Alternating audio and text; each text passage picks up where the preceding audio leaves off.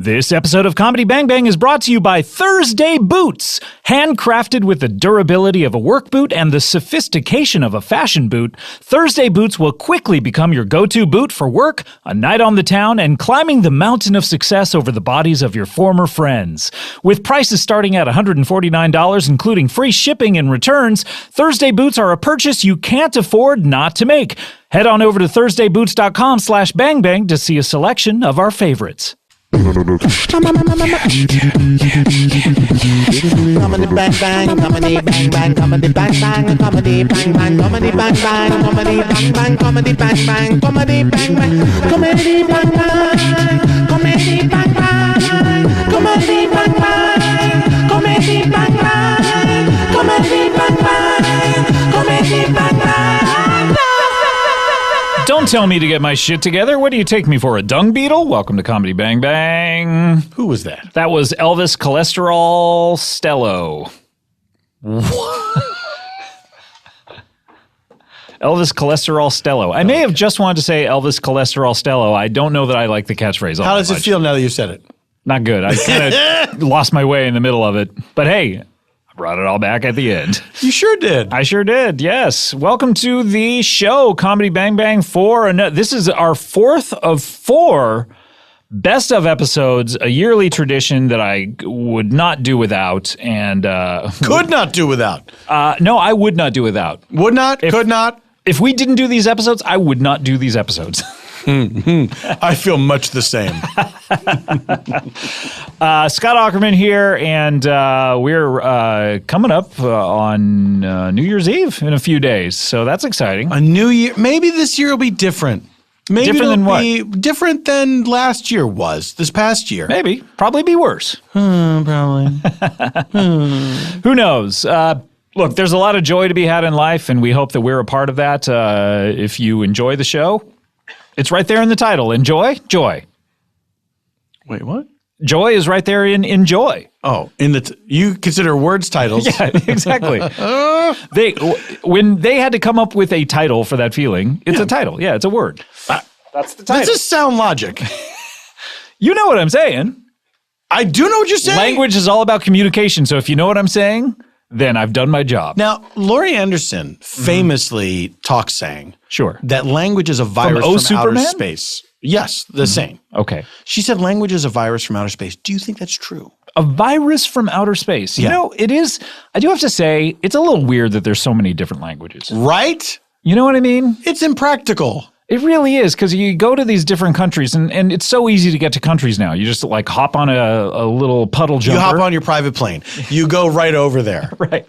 And then you get off the plane, and suddenly everyone's speaking a different language. It's like, whoa, slow your roll. Stay in your lane.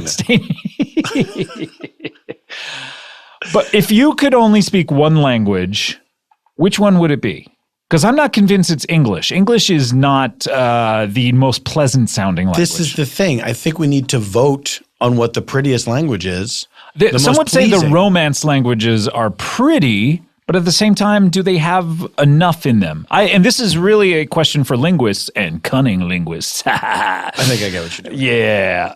But are the Romance languages like Italian and Spanish, are there enough words in them to be poetic? Because English has so many words. So many words. We took words from other languages. Oh yeah, and we just adapt them. So there's so many different ways to say things. Now, I would say that people who speak English don't use a lot of them, including myself, and I don't even know how to pronounce half of them. No, you're terrible. Yes. And I think that you have a learning disability. I'm definitely not learning anything new. I say we go back to basics and we do Greek or Latin. Greek or Latin, And that's you think what so? everybody speaks, yes. But what about Chinese? Too hard. It's hard, but is it not hard. rewarding? And it's not fair. Just because the majority of people are Chinese right now, then we're supposed to all do that one? Look, I'm not saying that we all have to learn it. I'm saying that this is an alternate universe where just click, everyone speaks it. What is the most pleasurable to speak? Is it Chinese? I don't know that. I don't know that's the most pleasurable It's not the most pleasurable to listen to. I don't know. But maybe they love it. When you understand it, maybe it's like, oh my God, how beautiful that sounds. So they would say the Romance languages would be because they're so, buongiorno, you know, they're just so wonderful to listen to. Italian, I think, is an easy language to speak and also sounds very nice. It sounds very, is a fine line. Porky pig. That's I'm all, Italian, folks. Love it. That's what it was before World War II. Oh, and then we they don't had to change it. Yeah, we hate them now. Yeah. Boy, how things change. The more things change, the more things stay the same. Am I right? What does that mean? I hate Italians. You like Italian food, though. Oh, love it. Oh, my favorite type of food. If it weren't Italians making it. But you have American people make your Italian food. Yes, of course. The most authentic Italian food.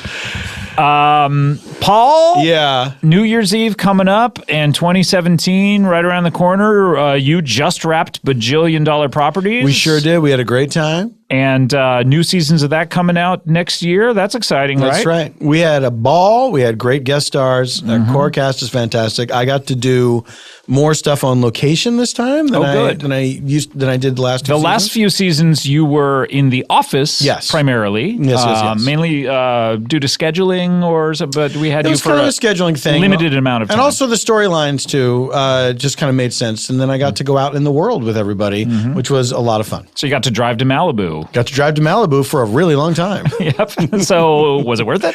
Well, that's where it's rated aside.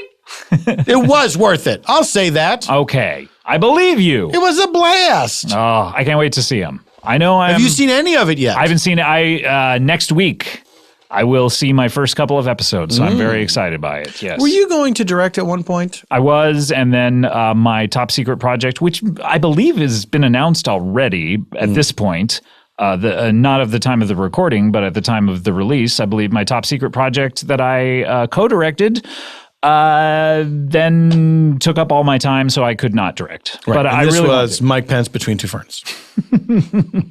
Mike Pants. I think it's pants every time I hear it. Like, he's so ridiculous. What if his name was just Mike Pants? And we were supposed to call him, he's a guy who had a name of Pants. Mike Pants. He's like, hi, I'm Mike Pants. And we were just like, okay, let's make you vice president. I think that life is sacred. My name is Mike Pants. That's his what? That's your into impersonating him? I think if a woman gets punched in the stomach, she ought to have a funeral for a baby she might have had. Oh boy, getting political. I know. You know what though? We never talk about this stuff. We never talk about it. But it was very hard not to think about it all the time this year. Yeah. Well, you know, so poor us. Snowflake. Boo-hoo. I'm in my safe space with my trigger warnings. Look, what we're doing is we're counting down on this episode the top 3 Comedy Bang Bang episodes of the year. Now, top 3, like you, me, Pepe the Frog. My personal top 3. Oh, jeez. We also have our top 1 live episode of the year. Yes. So this is the big stuff. This is the good stuff. I hope you are, Paul. I hope you are.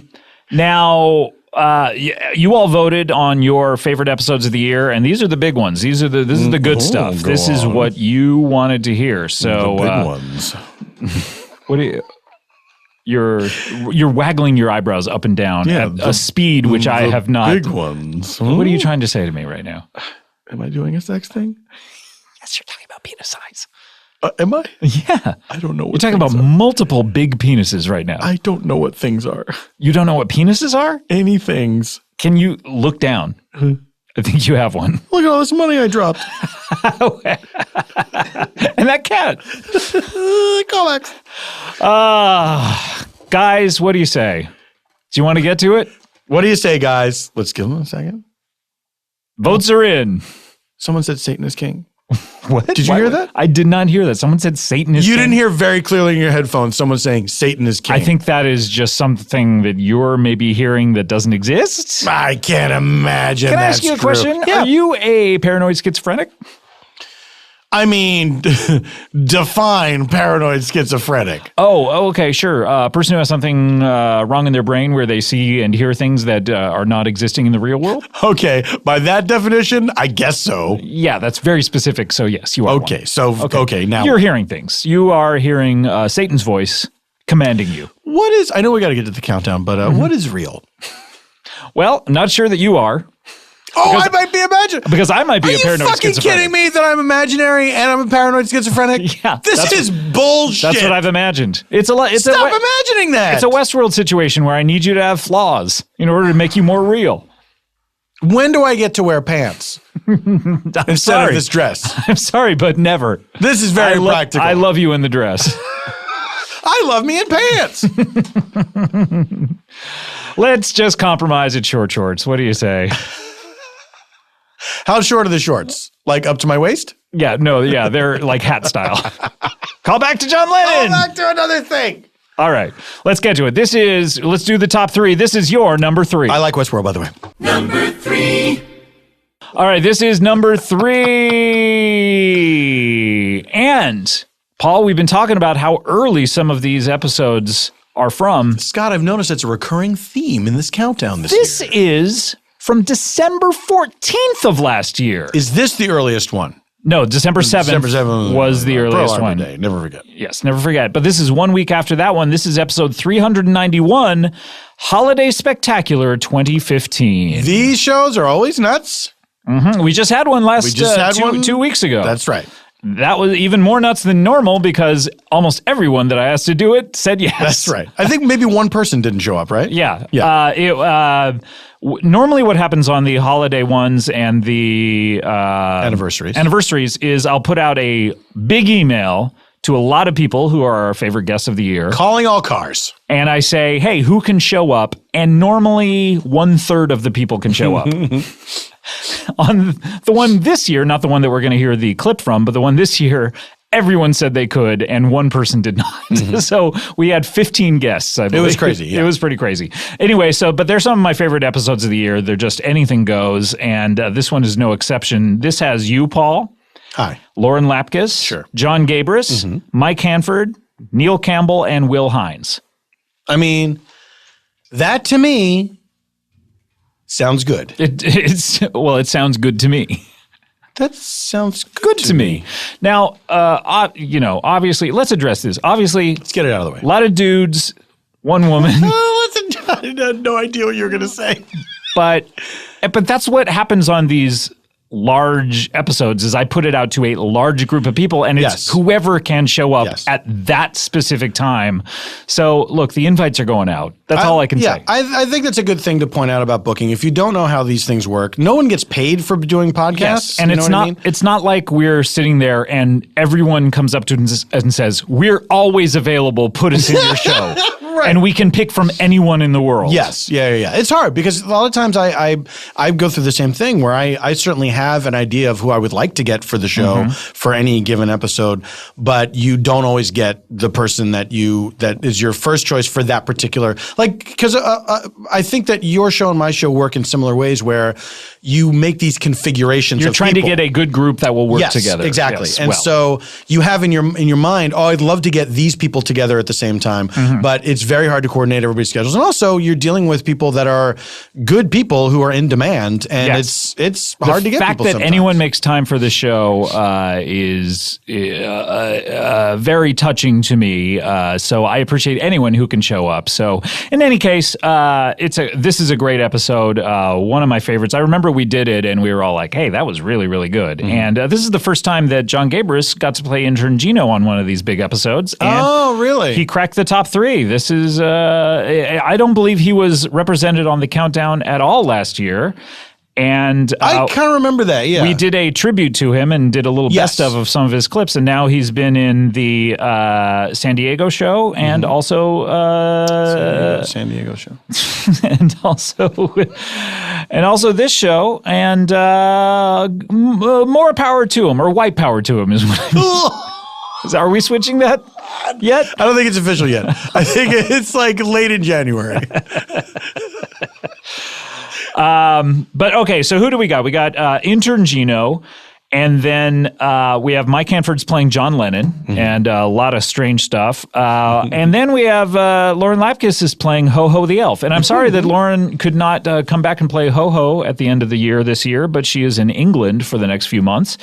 And which is unfortunate. I'd love to hear from Ho-Ho, but we didn't this year. When we were recording the holiday episode, I did look at my phone to see what time it was. To see if we could call in? Yeah, I almost... It was a little, yeah. It was like 10 of 9, and I thought, well, she's probably... 10 of 9. I don't know what that is. 10 of 9.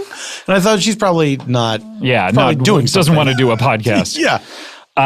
Also, we have Santa, of course. Sure. Paul F. Tompkins playing Santa. We have Neil Campbell as the timekeeper. And maybe you don't play Santa. I don't know, because you're also playing Andrew Lloyd Webber. Oh, yeah. Yeah. Maybe you went back and forth? I don't know. We'll hear. I probably did. Yeah. Okay. So anyway, let's hear a big compendium of clips from. This is an extra long episode. We're going to hear a lot of different clips from it. This is your number 3. Number 3.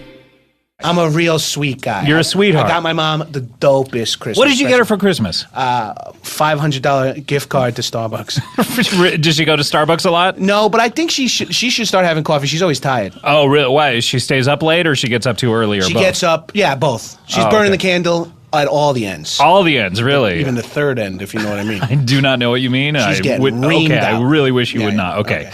But what does she do for a living? I don't know that we've ever spoken about her. Yeah, I tried to leave my mom out of this because she said, we talked about your uncle and... Yeah, my uncle, my stepdad, my uncles who shoot each other with Roman candles, all that shit. My stepdad, who's my dad's brother, who's actually technically like an step. It's complicated. But it's an Alec Baldwin, Julia. No, what was her name? Meryl Streep situation. It's complicated. Yeah, Alec Baldwin, Steve Martin. Steve Martin. Yeah, I think that's a Steve Martin star. Wait, no, he's not in It's Complicated, is he? Yeah, he is. She owns the bakery. No, he's the dude who has he's like building a house. Yeah, he's got the gray hair. That's okay, guy, perfect. Yeah. No, so he's the one next to Meryl's big knockers. I was just about to do that. I'm not going to talk after this, so I got to get it in now. What else is you asked what my mom... I'm asking about your mom. She's a police chief. She's a police chief. Where? Yeah. In Long Island? Nassau County Police. Really? Yeah, she's the head of Special Victims Unit. Wait, she's the police chief and the head of the special... no wonder she's burning the candle at both ends. She can't leave the job behind because the police chief job is all paperwork and shit. Sure, yeah. So but then she likes to get in there and like scrape the vaginas. Yeah. Oh, yeah, she's not supposed to do that. But she dabbles in forensics. She goes down there with the dead bodies and just fucks around with them and shit. She always periscopes me like some video. Really? That's tampering with a crime scene. I don't know. She says it's a way she's got gets a feel for the crime. Oh, yeah. Okay, yeah. Like when like a Native American smells animal shit in a movie to determine where which way the animal went. Wait, I'm thinking of Dances with Wolves. Who'd Kevin Costner play in that? Who did he play in it? Yeah. I don't know. Was it White Fang? I thought you were going to say Mary, next to Mary McDonnell. What's her name? I've never seen Dances with Wolves. But I will watch it if it helps me get more credits on my internship. Yeah, you really, you haven't even earned 1 credit so far. Yeah. You are here so seldom. I fucking should not have interned for a radio station. In California? That's all the way it's not a radio station. Yes, it's a radio station. It's technically a DVR'd radio. That's a great way of putting a podcast. Yeah, you DVR it, you listen to it whenever you want. You fast forward through it. Yeah, you hit the 15-second forward button whenever someone starts railing on about mattresses or bonobos or anything. Or Dances with Wolves. Dances with Wolves. Or if you just hear me start talking, you're like, all right, I know he's only talks in the beginning of the episode, so we'll just skip through and he'll stop. I listen back to your appearances if you think you only talk at the beginning. And you should not be talking at the beginning. Okay, copy that. Got that. All right, from here on out, podcast silence. Okay, which means you're going to talk the entire time. If you keep looking at me and speaking, I feel the need to respond. What do you think? Okay, I need to look elsewhere? It would help. I'm looking at the ceiling right now. Yeah, but I'm standing, so it looks like yeah, from my angle, it looks like you're okay, I'm going to look down at the floor then. Okay, there you are too. Sorry, there's your toes. Quick, brother.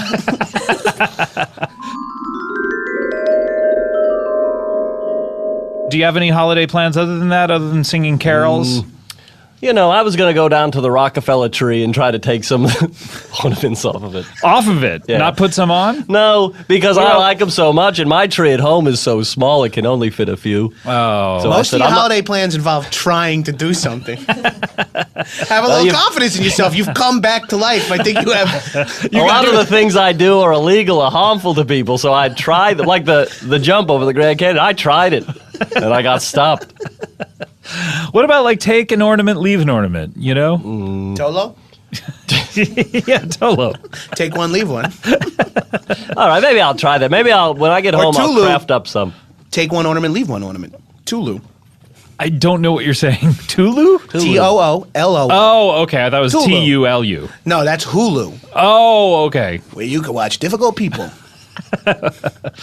I rack up a lot of miles flying back and forth for this internship, so I watch a lot of television. Oh, I understand. Does anyone give you presents or do you give presents? Well, Ringo and I usually exchange.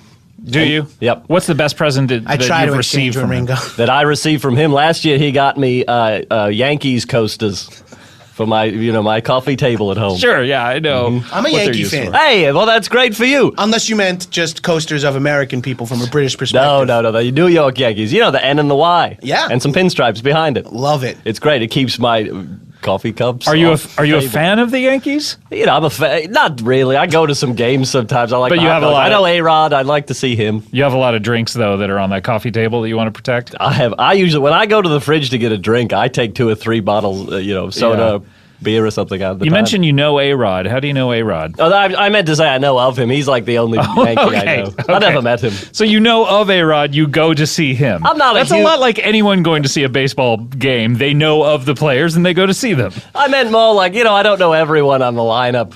I know the big I stars, personally know Don Mattingly. Do you? Where did you meet him? I met him at McKeeb's. Oh, It's okay. a bar on Hempstead Turnpike Oh, okay. over by Hofstra. Yeah, He was there's in a certain amount of people out there who are listening to this right now just screaming at their radios like, yeah, he said it. I know See? where that is. I know McKeeb's. I get that reference. Oh my Pull God! their car off the fucking road. Into I've the never Grand seen Canyon. someone scream and their hat fly up in the air, flip around and land back on it. Yeah, that was pretty impressive. It was impressive. Yeah. I don't know how that happened. I don't- And you're wearing a top hat. I meant to mention that. It's like an You said- Ebenezer Scrooge kind of You said top it was hat. a holiday episode. Yeah. You said I'm going to be meeting some big celebs. Yep. I was hoping it was one of the Baja men, but for now, I dressed up. Yep. And only the hat, by the way. You're still wearing a. Yeah, I'm still wearing a rusty tank top and Quicksilver board shorts and flip flops. Yeah.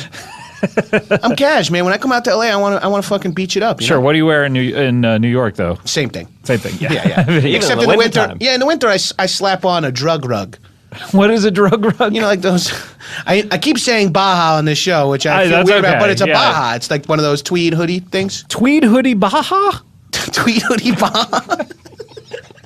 A THB. Sounds like a children's poem.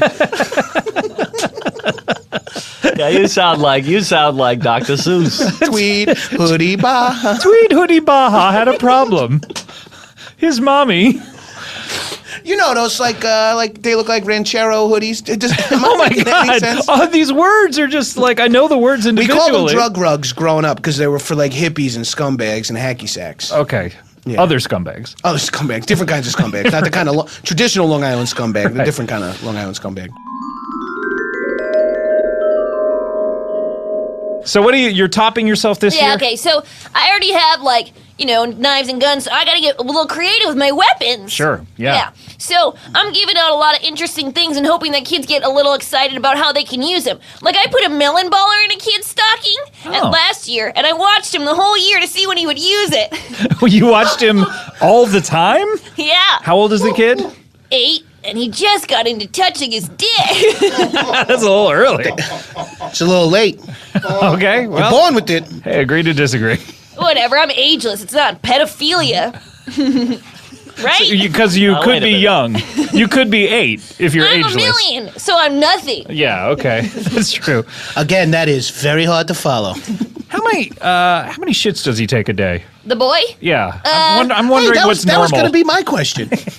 You're wondering That was what's gonna be normal the for an first- 8-year-old boy or for you? for anyone, for a human He being. takes 2 dookies a day, 1 in the morning and 1 at night. Really? So in the night, he builds up a lot, I guess. Does he eat when he sleeps? Yeah, maybe he does. Actually, What do you mean, maybe? Maybe he does. You've Oh, been you're watching. lying. You are a bad elf. You're lying. I am a liar, but I hey. also was sleeping next to him, sound and peaceful. So you're sleeping when he's sleeping. Yeah, And you're just assuming he's not doing anything. yeah. Oh, yeah. So, in that song, when it says he sees you when he's sleeping, he They're doesn't. talking Does about- Santa sleep when all the kids? Santa's awake all night. Oh, okay. I sleep with the babies. So does Santa see you sleeping? Terrifying phrase, ho ho. Does Santa watches me sleep because he's a pervert. He loves it. Really? He likes to watch me dream and think it's about him. You've never dreamed about him? Yeah, I have. Yeah, I thought so. I dreamed about everyone I ever met. Really? You've met everybody. Yeah. I can't go to. Do you just cycle through them? Is it one dream with a lot of people in it? Yeah, it's like a concert every night. Wow, are you Santa's performing? playing. Santa's playing. Oh, wow. Everyone you've ever met is in a I band? thought you were playing. You say Santa's playing. You say you don't dream about Santa? You go to a playing in Santa concert. And what songs does he sing? Santa Claus is... Santa baby. That's a song to him. I never said it made sense. It's a dream. Oh, okay. Santa baby, get under my beard planty, please. Wait a minute. He's going to crawl up and underneath his own bed? A beard comes out of him. He doesn't have to get under it. He's talking to the Santa baby. Oh, the song. Oh, it's not Santa, comma, baby. It's Santa no, baby. Santa baby. Oh, is there a Santa baby? Has he Yeah. had children? Well, it's not his child. It's named after him. He's the godfather. Oh, okay. He can't produce sperm. He can. Why not? Is it just snowflakes and Yeah. frost? Yeah, but Oh. each one's unique. Santa jizzes snowflakes is what I'm hearing. Yeah. That's fucking hot. It's tight. So, Maxwell, there's so many songs about time. You've only mentioned ones that have the word time. Are there any Yes. Christmas songs that have actual times, like 12:46? Oh, well, upon a midnight clear, I suppose. Okay, you said that one. Yeah, sorry to 12 stump- days of Christmas. Oh, yeah, that's a day time is period. A length of Yeah, time. 24 hours. Yes. Is Pink Floyd considered a Christmas-themed band? Because they've got a song called Time. I wouldn't think so. Do you like that song that goes like "did-a-na-na time"? What is that? I don't think I'm familiar. It's from the 70s. I'm not I much know of which a one you're talking about. musicologist. I know which one you're talking about. Sing it. No, you did it already. So it's a lot of people talking about time, and then you have New Yes. Year's Eve where it's 10, 9, 8, 7, 6, 5, 4, 3, 2, 1, midnight. Yes, I love it. People are so concerned about time, and everyone's talking about, the year that was. Yeah. And they used to go, what was the best movie of the year, the best songs of the year? Everyone's so thinking about time. I love it. They're wearing glasses with that present a certain time, like a 2016 glasses. Yeah. I think people should count up to New Year's. So it's like 11:59 and 50 seconds, 11:59 and 51 seconds, et Yes, cetera, let's et cetera. move forward. Yeah, you know what I mean? It's like, let's I stop agree. looking at the past. Right. Yeah. Oh, I'm looking forward to next year. Really? 2016? Yes, A it's most excellent year. Yes, because there's extra time in it. Yes. It's one more than One the more previous. day. There's a leap day in 2016. of course. More time. That's exciting. Oh, that's gonna fuck me up big time. Yeah. Hey, I had a question. We just had daylight savings time where we went back an hour. I loved it. You loved it even though because it's an I had extra extra hour. time. Yes. Yes, And what about again, a whole weekend, whoever talks about time, Yeah. music to mind, very ears. What about Spring Forward though? You're losing an hour. Here's the deal on Spring Forward. Okay. Oh. Don't like losing the hour. Could do without that. But again, I appreciate the discussion about time. Okay. Yeah. What about all the articles about do we need daylight savings time? At least they're talking about it. Right. All press is good press. Tis. Okay. Well, happy holidays. I don't know if you're a Christian, if I should say Merry Christmas. I've never been to a church. Not even outside of one? Well, you don't need to be invited. I suppose outside. I didn't think. Technically, we're outside of a church right now, Scott. Walking past. Yeah. Well, no. Have you ever stopped even for a millisecond and you would know in front of a church? Sure, to tie my very shoe. Just one? Yes. Okay, good. Very, very few times in my life have both shoes become untied at the same time. So You're one of the lucky ones then. Yes, I suppose. so you don't have a horse in this race about the war on Christmas or No, I like Christmas. I like presents. Yes. Present. That's a time. yeah? Yes, it's very good. No time like it, as far as I know. Oh. Yeah. Is that true? Yes, it is true. There's no time like the present. By the way, he's not some sort of expert or a god from on high. He's a guy. You're not an expert about time? I am an expert on time, and I think of myself as being a sort of distant watcher observing the passage of time throughout the universe. No, but you're just a guy who works at a watch shop. Yes, And what's going on at the shop? Whose shop is it again? my brother-in-law, Desmond Longo.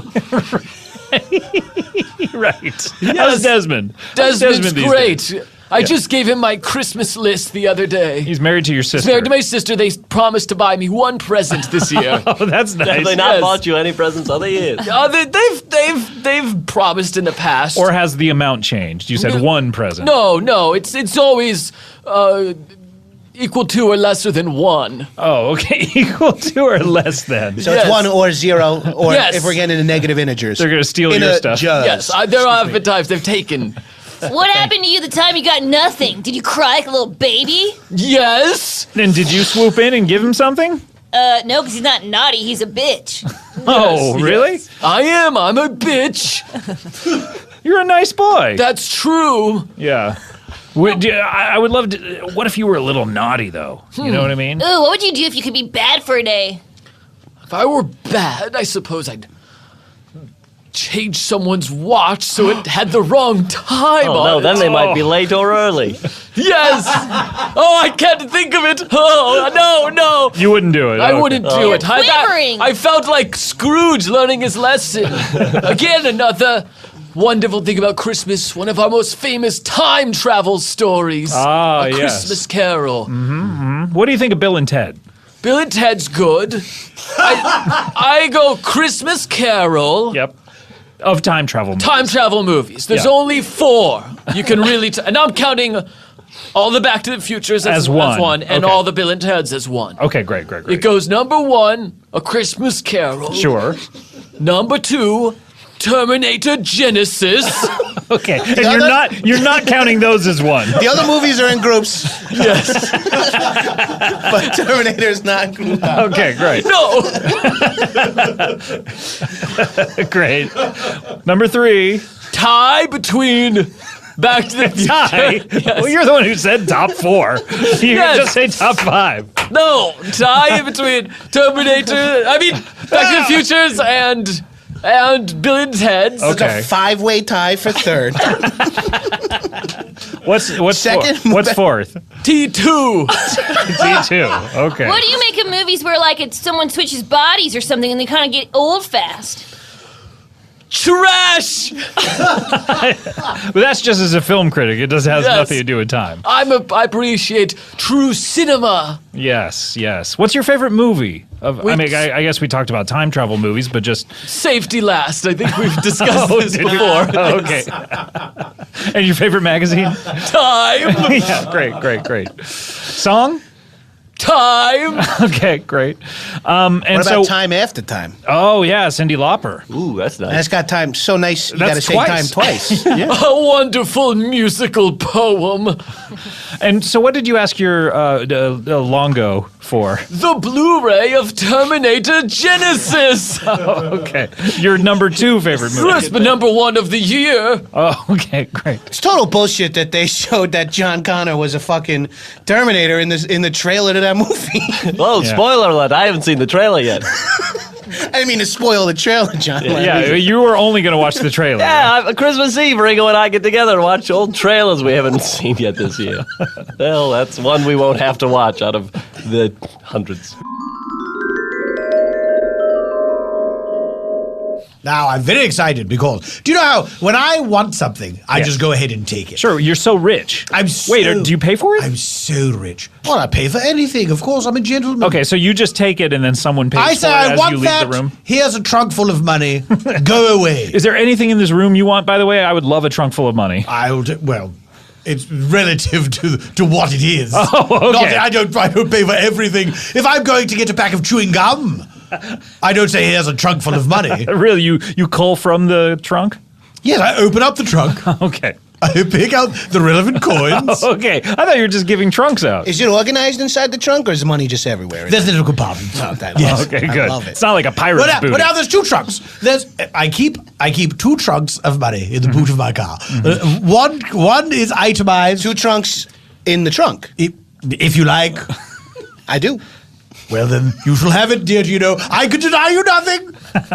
When You two can't deny his trunks go- imagination. Gino wanted so many LaCroix waters. I love backstage. pamplemousse, baby. Oh my gosh! Can't get enough of that pamplemousse. How did it turn out? By the way, the show turned out well. It's abysmal. Wonderful. Well, You're a little over your Here's head. what they say. Bard out of town previews. Is that what you were trying to Wonderful show. do? You were trying to have the worst out of town preview? Yes. Oh, that's yeah, why I you was got in like a hired. weird pseudo producers type situation. That's I didn't right. realize. But my plan went down a treat because the musical has been a magnificent success. Oh, And now wow. I'm- Thanks to your incompetent direction, Gino. I told you I didn't know what I was doing, and you said that's perfect. That's Yeah, exactly right. Wow. But back to these two trunks. Yes. So one trunk, compartments organized by size, denomination, color, etc. The second trunk, just like a sort of a pirate affair where you open it up and just gold coins spilling out of it. That's what I tried to use to buy that Downton Abbey house. And they Oh, wouldn't right. sell it to me. Oh. And I've never forgotten it. Oh, it's terrible. It's like that nunnery that Katy Perry's trying to buy. Well, she succeeded. She succeeded? No, she didn't. She wants I to believe- own the nuns. I believe the city of Los Angeles stepped in and said, yes, she may have it. I don't believe so. I think it's still up in the air. Unless Still you, up in the air. my favorite movie. Still up in the air. The sequel. The sequel. Was that- Still flying. Colin's still flying. So I said, here's the thing I want. I want to compose the Cantina music for the next Star Wars film. Okay. You remember, what's yeah. his name? What's the name of the fellow with the modal nodes? Bib Fortuna. Bib Sham. Yeah. Bib Fortuna. I think he's the one with the snake thing. Yeah, it's, Yeah, he's the Twilight that works for. Sorry, I wasn't paying Cy attention. Is it Snooters, George Cy Snooters was a Lucas? singer, of course. A great musician. A great musician.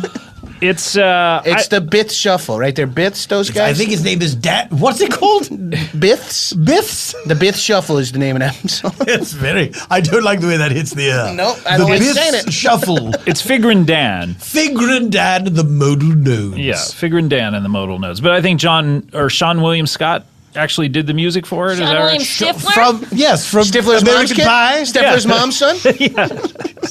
With the big knockers? Stifler's mom with That the was big... before you came in Who here. are you Knockers ex- are oh, giant. Whoa, mama. Blah, blah, blah. There was part of the show That was part of the show that happened before. before. Yeah, there was part of the show that. Right. Yeah, I know. So, yes, Figure and Dan.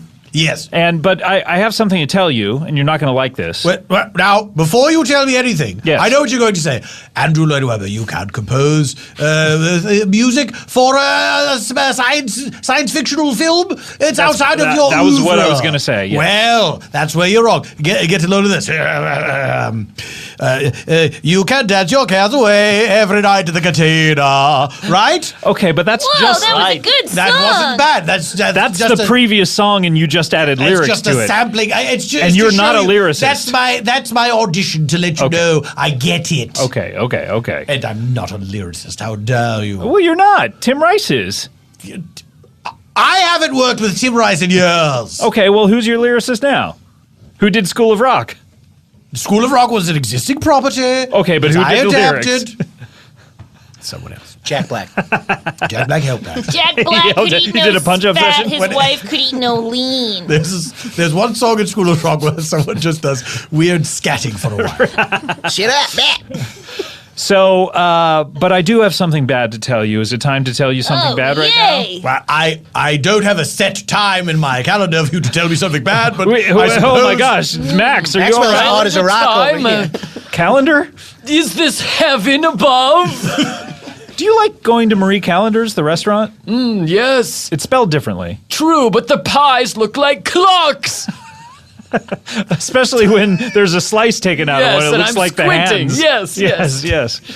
No. What is this? You say you have bad news for me. What is this? Okay, you want to write the new Cantina theme. I'm going to do it, yes. All right. Today, this show is Monday.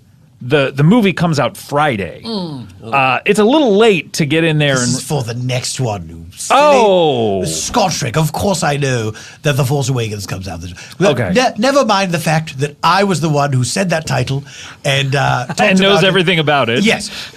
This is for the next for one. episode 8, dear boy. Okay, but I just read a news story. Oh, did you? Yeah, a few days ago. I'm glad to see you still have your subscription to thank Highlights you. magazine.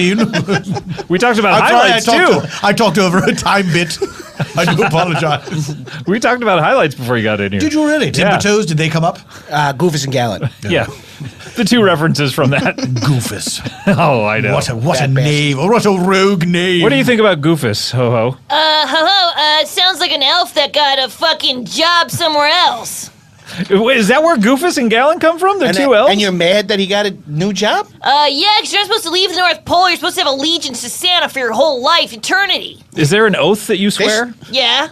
Yeah, could you recite The it for oath us I right now? swear? Yeah.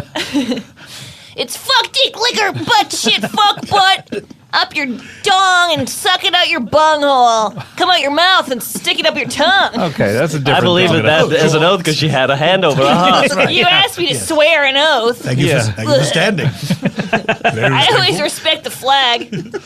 So, I read a news story a couple of days ago, I'll refrain. and Admirable restraint. they've written the new Cantina theme. What's this now? Yeah, the Hamilton musical. The person who wrote that, Lin-Manuel Miranda. What? From In the Heights? That young upstart? Yes. He's written. The newer kind of like new breed of musical composer. No. Yeah. How have you seen this Hamilton? No, I have not. Unfortunately. It takes, let me say, it takes quite a lot of liberties with the time period in which it is set. Much like you Yes. took liberties with cats and roller skates. What? Who's going to complain? Are the cats going to say, I'll see you in court? We don't do that? I think that's an interesting thought that the cats are really upset about it. You could probably say the same thing about Alexander Hamilton. He's not going to speak up. Right? But they're human beings, and this is your American history. You all should be very upset. I'm not really that upset. Well, you should be, is what I'm saying. Okay, well, I'm not. Can you imagine Alexander Hamilton saying, Thomas Jefferson, let's battle? What's your take on Abraham Lincoln Vampire Hunter? That's actually very sexy. It's very exciting. You took liberties with Jesus Christ Superstar unless you think he doesn't exist. He's a made-up person. That was very long ago, and the story of Jesus belongs to us all. Smoke started coming out of your mouth. Yeah. And John Lennon over here took... I was vaping earlier. Okay, Oh, you that held makes it sense. love to vape. You held it in that whole time? Yes, I didn't want. It's my secret shame. I thought I could get it out before the elevator doors opened. John Lennon over here took a lot of liberties with that Sgt. Pepper thing. That was only 20 years ago. Oh, are you saying the actual Sergeant Pepper? Yeah. He fought in got General. upset? Didn't he fight in General Tso's army? Yes. From the Chinese From the chicken? Chickadee China, the Chinese chicken. Have a Have drumstick. chicken in your brain drumstick. stop singing? Watching X-Files with no lights on? With Dom bolognese Maze on? I hope the smoking man's in this one. It's Hollywood Facts, and you're going downtown. Down to Inglewood now. It's Cherokee and clever and lots of stars. glitz and glamour and Lots of bars. Get a drink at a club. Then go walk in front of Chinese theater. Hollywood Facts. Take out your dicks. Check out the facts. It's the Hollywood Facts, bro. Nice. We forgot the nice. Hollywood Facts, and we're going downtown, down to Inglewood now. Everybody's doing facts and know your stars. Glitz and glamour and lots of cars. Get a drink at a club, then go walk in front of Chinese theater. Hollywood Facts, take out your dicks. Check out the facts, it's the Hollywood Facts, bro. Oh, we gotta add that.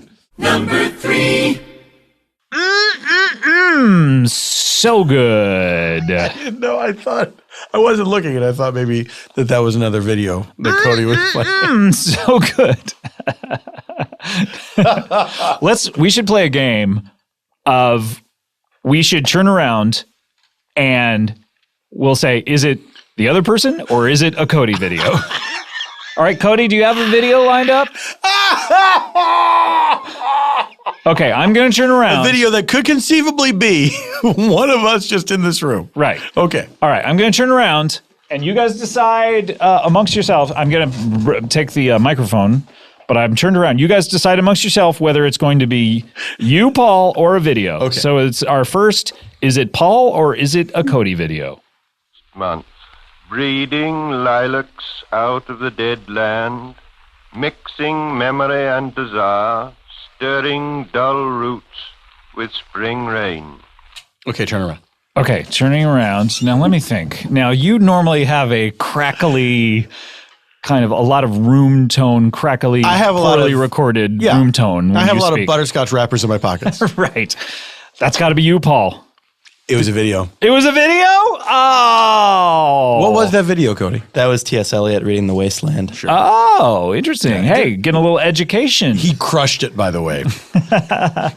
Fucking TS. Fucking TS. You crushed that, bro. Yo, did you see T.S. Eliot read The Wasteland? He fucking crushed it. TS, you're my boy, man. You fucking crushed that. Just call me Tss. You don't like it? What's that? Why did that bother me? Well, because people call you Pft, That's true. Some people do. and that bothers you, I believe. No, it's like the only thing that bothers me about it is that people think that they invented it. Right. And They say it like, hey, it's something I just thought of. No one's ever said this before. To be fair, Everyone said it before. to be fair, TBF. they did invent it. They just don't know other people have invented it. It's sort of like They're not joke thieves. No, they're not joke thieves. They're not the fat Jew. But By the way, Fat Jew, what's By next? the way, Fat Jew, what's next? Fat Jew, what's next? By the way, Fat Jew, what's next?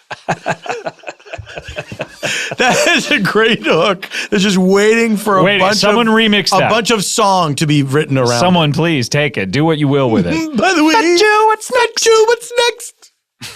It's good. It's good. So good. So right. Hey, we got to take a break. We just heard our number 3, so let's take a break. When we come back, we're going to have, we're probably going to count down, right? I bet we will. No, we won't. We'll be right back. You set me up. In America these days, God bless it, every man, woman, and comedy podcast host needs a good pair of boots. That's right, boots. Boots. People say boots. They should say butts. Butts. Sounds too close to butts. Never mind. I rescind that. You know what? You need a good pair of boots because boots are great for fashion and they're good for getting around in weird weather. And a current favorite brand of mine is, of course, Thursday Boot Company. Not just for Thursdays should be their slogan. It's not. Kind of weird.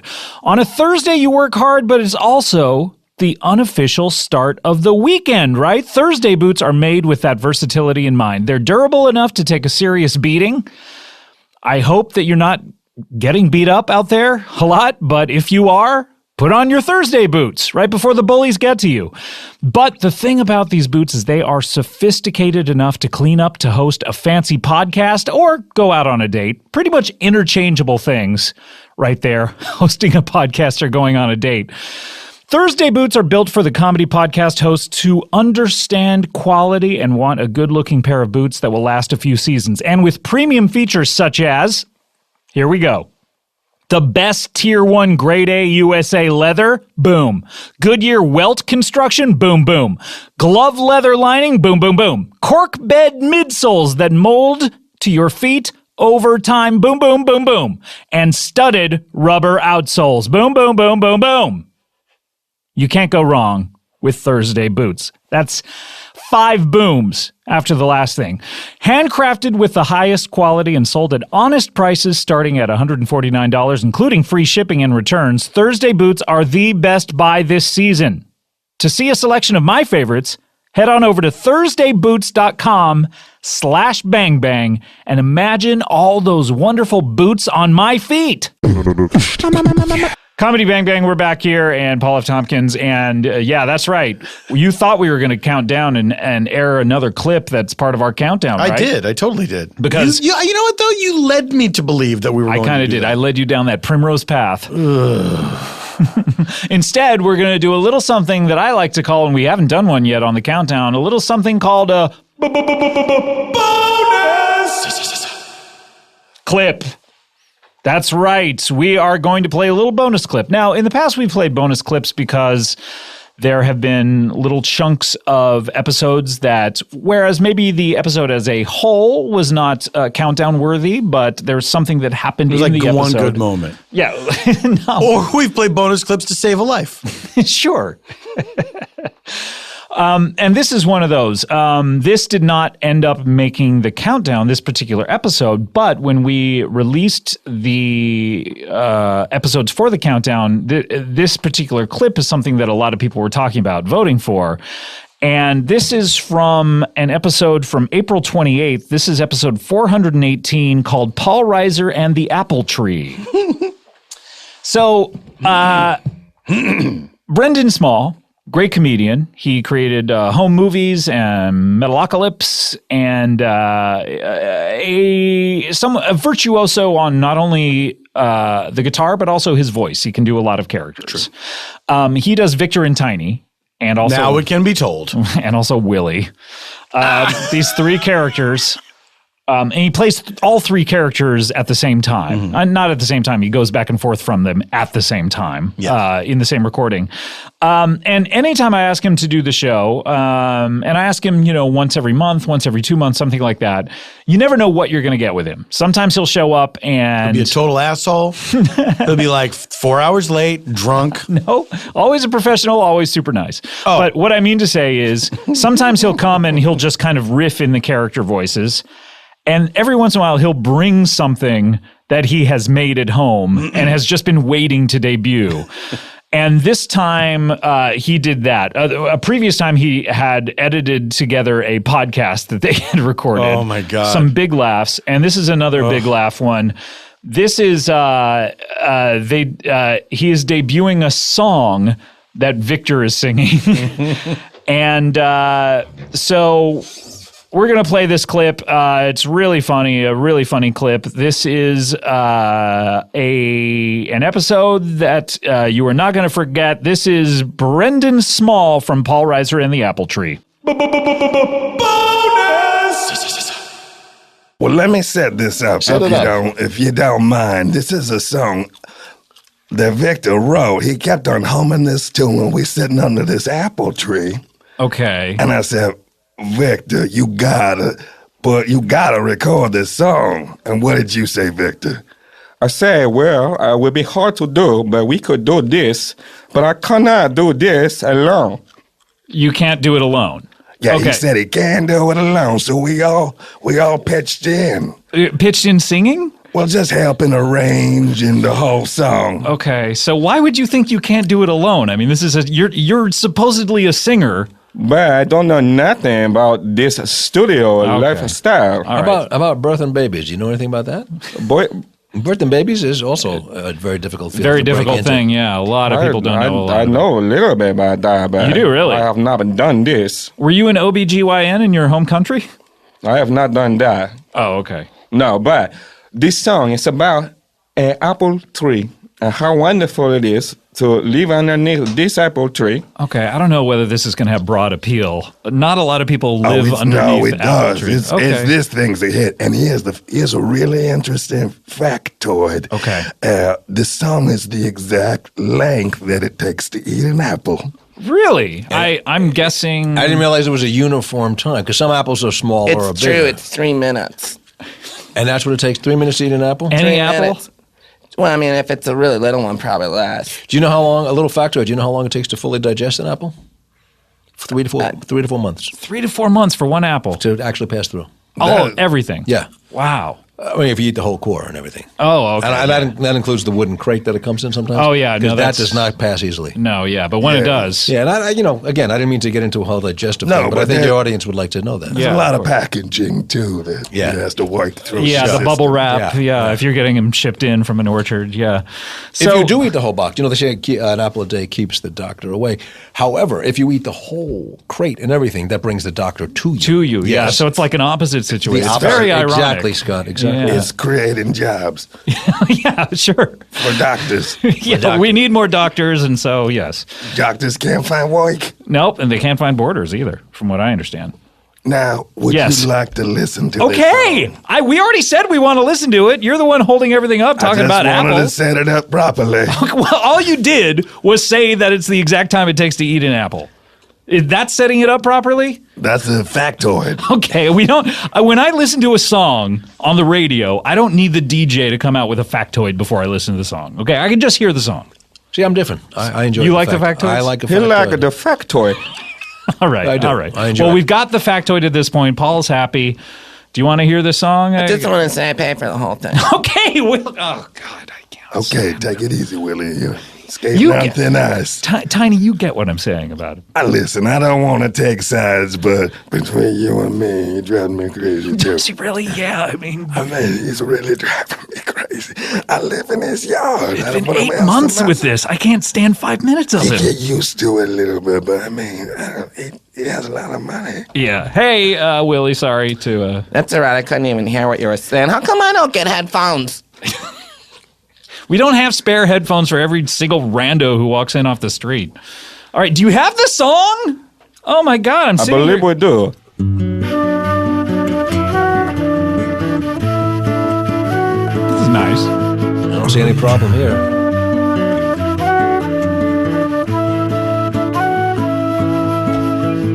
I sit under the apple tree and I find myself some shade.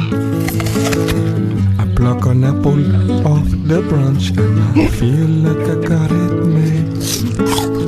I like apple tree, looks so good to me. You are red and brown, hope nobody chop you down.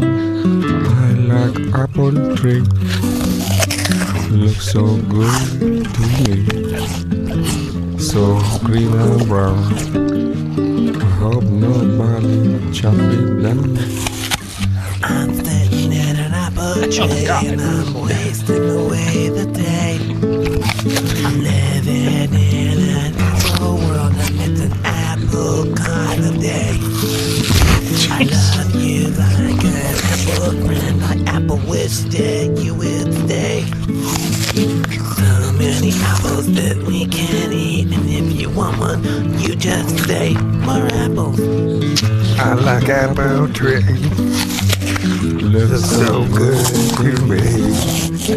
You are green and brown, I hope nobody chop you down. I like apple tree out there, looks so good to me.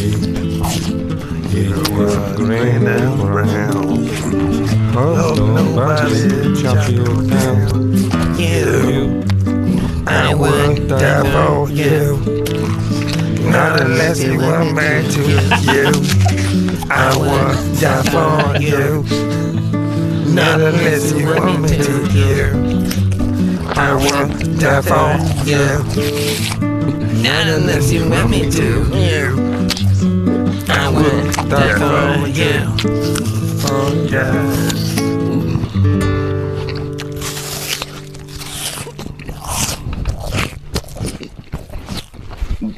There's about 15 seconds more of this apple. Yeah, that's okay. We can listen. That's a real apple. No, I can tell. Yeah, I don't know if you're aware. This is probably an accident. The apple chewing is actually accidentally on the track. And that was a decision. That was a creative decision. That's, yeah. Did you We all kind of said, what if we put an apple on the track? Really, you all at once kind of... It's still going. Wow. Well, we were eating apples and we said, you know what? there's a sound of an apple that you just, I You mean, can't that's- replicate any other way. You can't fake that. No, you cannot fake that. If you were to Foley an apple chew, you probably would actually go out and buy a real apple and then chew into it. You Yes. probably wouldn't, do it any other way. But I got apples, so I mean. Okay, all right, Willie. Yeah. Yeah. Great stuff. Great. Do you remember where you were when you first heard the Apple Tree song? Yeah, I was right here. Oh, right. Wait, you were here? Yeah. You were listening to it? And I just listened to the clip just now. Oh, wait, you hadn't heard it before? I don't listen to this shit. You don't listen to this every week? The fuck? Are you kidding me? What are we doing this for? I got better shit to do, man. What do you have to do? Kiss girls. You're kissing a lot of girls? Yeah, man. I'm out there kissing girls all the time. Oh, man, I wish I was you. You're so cool. I'm a pretty cool guy. Oh, well, thanks to Brendan. That is, it didn't quite make the top 15, but super funny stuff. So let's take a break. When we come back, we're going to have the top 2 episodes of the year and also our number 1 live episode of the year. It is coming down to it, guys. We are getting through it. When we come back, we will do that. More Comedy Bang Bang after this.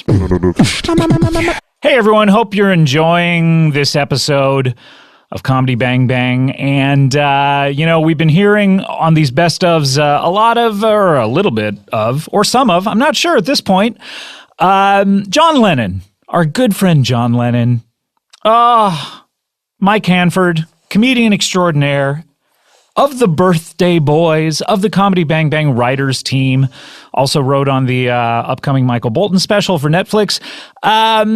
He does John Lennon, of course, we all know, and he has got a spin-off show that you need to hear. It's called Questions for Lennon, and it's on howl.fm. Do you have a query? Do you need some life advice? Who better than John Lennon, a person who is alive but has been dead, both sides of the spectrum, to answer your question? The acclaimed Howl original Questions for Lennon is back for a second season. We've talked about him. Mike Hanford is John Lennon. The former rock and roll guitarist and frequent visitor to Comedy Bang Bang will answer even more hilarious questions in 7 new episodes, including a holiday special. So, to listen to both seasons of Question for Lennon and over 200 hours of exclusive Howl miniseries, go to howl.fm/CBB to start your free trial.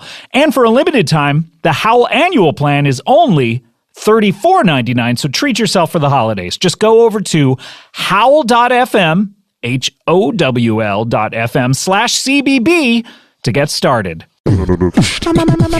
All right, Comedy Bang Bang, we're back here. Paul F. Tompkins is here, and this is suspenseful, isn't it? Every year at this time of year, it just gets to be like, oh, God, I can't wait to see what it is. My chest is constricting. My breath is short. Hold on a second. Wait, is my your left arm numb? is tingling. Oh, no. I think you're having a heart I love attack. this time of year. Okay, do you think you can finish the episode before we need to take you to the emergency room? Oh, let me eat that bread that you're toasting first. Oh, no. No. Okay, we got to rush through this. All right, let's get to it. This is time for the shitstorm. Your episode number 2. Number 2. That's right, the second most popular episode of the year. This is from April. This is from a couple of weeks before that, or just 10 days before that last episode, the Paul Reiser and the Apple Tree. This is from April 18th. Before that episode, April 18th. Okay. I think I have all the clues I need. This is an episode called What Comes Out in April on HBO, the home box office. That Bill Simmons show that got canceled? No, every year, not something that got canceled. Any given April? It came in April. Game of Thrones does. Okay, but what comes on after Game of Thrones? You don't know, do you? Silicon Valley comes out. Sure. That's right. This is an episode called Silicon Valley Poo Crew. So for the second year in a row, Thomas Middleditch and Martin Starr and Kumail Nanjiani all got together to celebrate the premiere Celebrate themselves. No, more like I asked them to do the show a favor and they do it in order to promote their show. But we have a really good time on both of these episodes. The first time I believe Middleditch ever did the show was on the previous one of the previous year. And these are really funny. Basically, Martin and Kumail and myself just play ourselves, and then Thomas improvises an insane character. Right. And At least one. At least one. And this one is a classic. This is Turd Dunkweed. Turd Dunkweed, a stand-up comedian. We're going to hear a little bit about his life, and this is a lot of fun. This is a great character. Let's hear it. This is your number 2. Number 2. Oh, and Turd Dunkweed just walked in. Hey, guys. Hey, wow, you do not look the way I thought you would. You look. made it. Yeah. I'm a pencil man. Very thin. Yeah, with like orange hair that looks like an eraser. Oh yeah. Yeah. That's part of my look. And I'm doing stand-up comedy now, and Kumi Nanjiuni's helping me out, aren't you? Yeah, he sort of approached me, and I saw some talent in him, and I was like, all right, I'll give you some I saw pointers. some talent. And you're wearing a yellow just kind of shirt. And Yellow blazer. Yellow pants. Yellow shirt. And then like pointy black shoes. Pointy that look black like shoes? The number 2 lead in Yes. the pencil. Yeah. And little tiny yellow shorts. On your sleeve here, does it say NO period 2? Mm-hmm. Oh, weird. Yes, it says NO period 2. That is a tattoo. Oh, wow. You got that through the jacket onto When your you said sleeve. on your sleeve, you meant the all the tattoos on his arm. That's a preview. Yeah. And it is on my blazer, but then see, when I roll it up, it's also on my arm in the exact Heavily same tattooed. place. Wow. Heavily tattooed. You have like a see-through blazer. Yeah, there's also a lot of permanent scarring I've done, but that was from another life in Texas. Okay. We're not ready to talk about the scarring. I don't know. I kind of Save it for the stage. Let him joke about whatever he wants to joke about. This is how comedians get through the trauma in their lives. But it gets kind of dark on stage, then it's hard. Like, I'm just saying, find your sea turn legs. the lights up. Yeah. Well, that is funny. Turn off the dark. So you're a comedian. Yes. Where did you see him, Kumail? He was doing an open mic at Meltdown, and he just sort of... Okay. I just jumped on stage, I grabbed the mic from whoever was talking, and I did my routine. Why are you speaking like an Englishman now? You're I'm from not. Texas. No, I'm just, that's how I speak. How do you speak? Scott Aukerman. Oh, well, thank you. It's always nice to meet a fan. He's just got a lot of personality, and it comes out. Yes. Like, Yeah. This is what I Okay. like about him. Yes. Like, you never know how he's going to say a word. Yeah. Okay. yeah. Well, before we get into your background, I'd love to hear a little. I'm just so tickled by it. By the way, this studio is not an open carry situation. I'm going to have to ask you to put those away. It's a prop. He was talking about my pair of Uzis. Yeah. Yeah, you're 2 Uzis. Are you talking about my pair of Uzis? Which, by the way, they're in holsters, which is very weird. yeah. I'm not a heathen. I put my Uzis in my holsters. I don't put my pants, shoot my dick off. See? It's great stuff. He does have something. Great stuff. Do you mind putting those away, though? Yeah, I think I get it. Put them away where? I don't have a backpack. Okay, just put them on the table. So All at least we right. can all have a fighting chance at him if something goes down.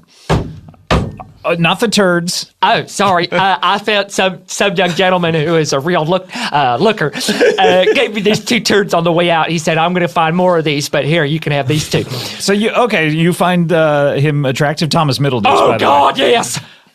Okay, so you're where do you lean? A little to the left. Okay. What is that? See? Great stuff. Okay.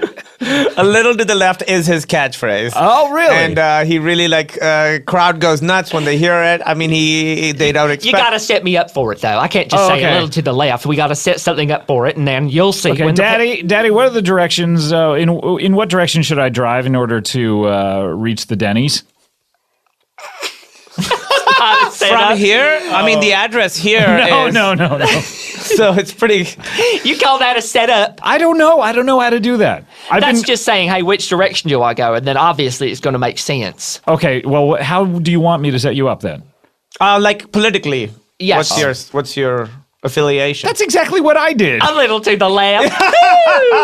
Kumi Nunjiuni. I love how you say it. He's a real special guy, and I hope one day he'll let me sleep over in his guest That's bedroom. not part of our relationship. We've Just talked in your about guest this. bedroom? We've But you talked- do have a guest bedroom that's never used. I do, but we've talked. We have to have. Why wouldn't you let? Do you have a place to stay? No, I'm on the street. You're on the street? I am currently without a residence. Kumi, you know this? You're taking money from this man and you're letting him live on the street without giving him a place to stay? He hasn't made me any money yet. He hasn't? You're Not his yet. manager. It's your job to get him jobs. Yes, I will. And then he can fucking get his own apartment. But right now, I mean, He's staying first with- of all, wait, but you should let him stay with you I gave tonight. him a bunch of money. You know what he did with it? He bought 2 Uzis. That's stupid. Well, how much did you get? Because Uzis are expensive. The neighborhood has been a Like lot less dangerous though since he got those Uzis. I gotta be honest. When you're on the street, tell you what you could really use. Uzis. Like, how much is an Uzi? An Uzi's like about $5,000, $6,000. I gave him $10,000 to $12,000. 10 to 12? And I used that $10,000 to $12,000 on a Diet Coke and 2 Uzis.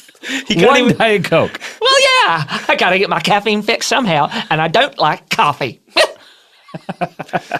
So, why are you on the street? Tell us about yourself. I mean, you're from Texas? Well, yes. And in the late 90s, I was in an abandoned what do you want to call it? I don't know. Aircraft graveyard. You know, when there's where they put all the like busted old up planes? Yeah. I was in there. Why were you in there? Well, it was a place that I could find where I could turn tricks and suck and fuck for as long as I could. Okay. So sort of like a Top Gun fantasy? Yeah, that was in Arizona. We have said that not to talk about that aspect of your life. I'm sorry. I thought it was part of what he'd asked what I was doing before I got into comedy and how I got mean, starting from before then. No. After we're trying to curate. Well, when I was 16, I was viciously assaulted by a pack of hyenas that were brought over illegally on a cargo ship. Oh, okay. So if they were legal hyenas, it would be all right? Well, I think, they wouldn't have been brought over because you can't bring hyenas over. Oh, can I you? see. Well, I have no idea about the hyena trade. It was my first job. I was on a ship. What were you doing there? I was offloading cargo, old school style, without a piece of equipment, just with my back. Okay. And one of the boxes burst over, and a pack of 12 to 13. 12 to 13. So around, is it 12 It was a and big half? old box. Oh, okay. So 12 and a baby? Don't be an asshole. I couldn't count it. I was being ripped apart by hyenas. I see. I had no idea. Sort of eyewitnesses later said it was about 12 to 14, and maybe some of them were, younger and. Oh, things okay. like that. I see. It was terrible. I can tell you this. So that's where you got these scars, the aforementioned scars? No, these were self-inflicted. These are self-inflicted. Oh, okay. And why? What's going on? Because I don't deserve happiness. It makes him feel alive. Okay, so was that before or after the turning tricks in the Arizona? That was before. I was turning tricks about in my early 20s, from about when I was 20, the late 90s, 1 to about 29. I was taking all comers in any which way or form, and coming all takers. There he is. Keep me Nuncioni. Use it. Really? I don't think I will. It's not my particular brand. Oh, okay. What is your act? Can I hear a little bit of your act? Oh goodness, put me on the spot. Do the Scott. do the one about the banana peel. The banana peel. This sounds good. This is his big closer. Do that one. This is a closer. There's a lot of setup to it, so it may not make sense. Do the full 10-minute version of it. Yeah, I'd like to hear this. 10 minutes. I'll tell you, I'll do the last little bit. It won't make sense because it'll come out of context. So the last 9 minutes? You guys want me to do my whole routine. How am I ever going to get paid if I give it away on the radio for free? Yeah, I mean, that's the question of podcasting. Yeah, why are we doing this? Yeah, I tell you, I'm not getting paid. Yeah, no, absolutely not. So just do the last 30 seconds of your banana routine. Okay. Just the last 30 seconds. 30 seconds. Oh, okay. You have to picture now, by this point in the story, I'm in Ecuador and I have one of those tiny little white hats. Okay, got it. So, and I said to the barkeep, I didn't order this. I ordered the banana peel. Okay, that's 3 seconds, so we need the next 27.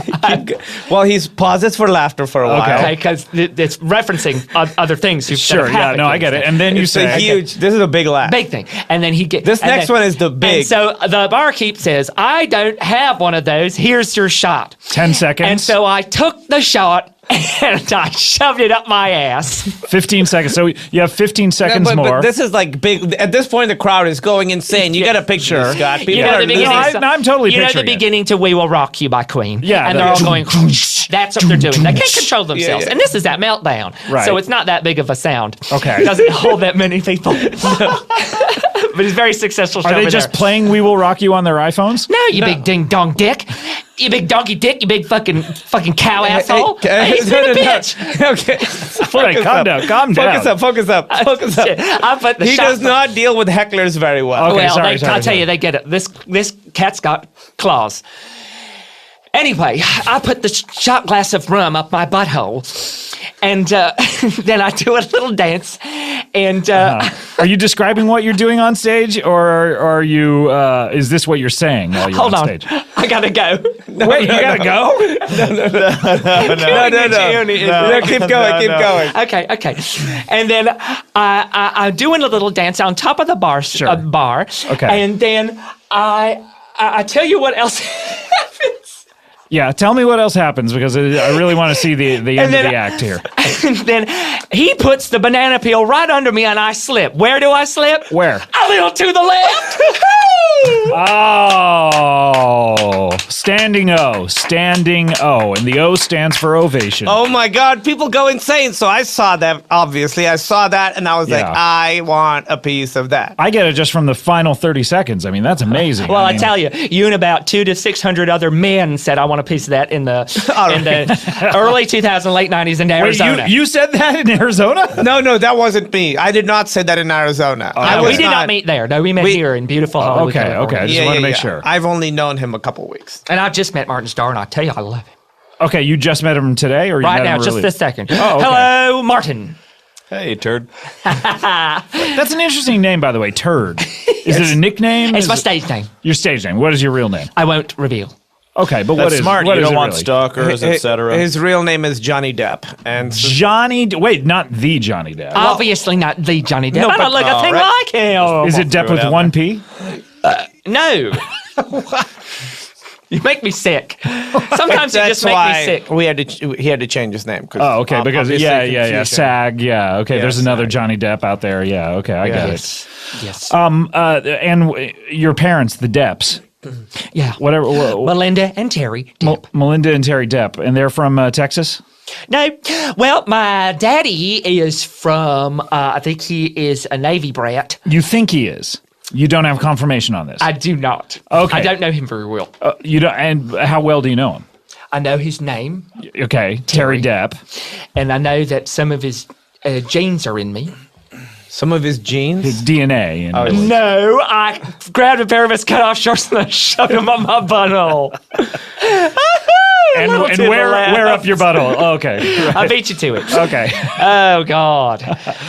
It is oxygen deprived in this room. Yeah, it really is. But what about Melinda? What you knew her pretty well? Well, yes, she raised me. We were in St. Louis, and she would put me on these little go-karts. And she would race me around. I didn't know how to So drive. she raised you and raced you? Yes.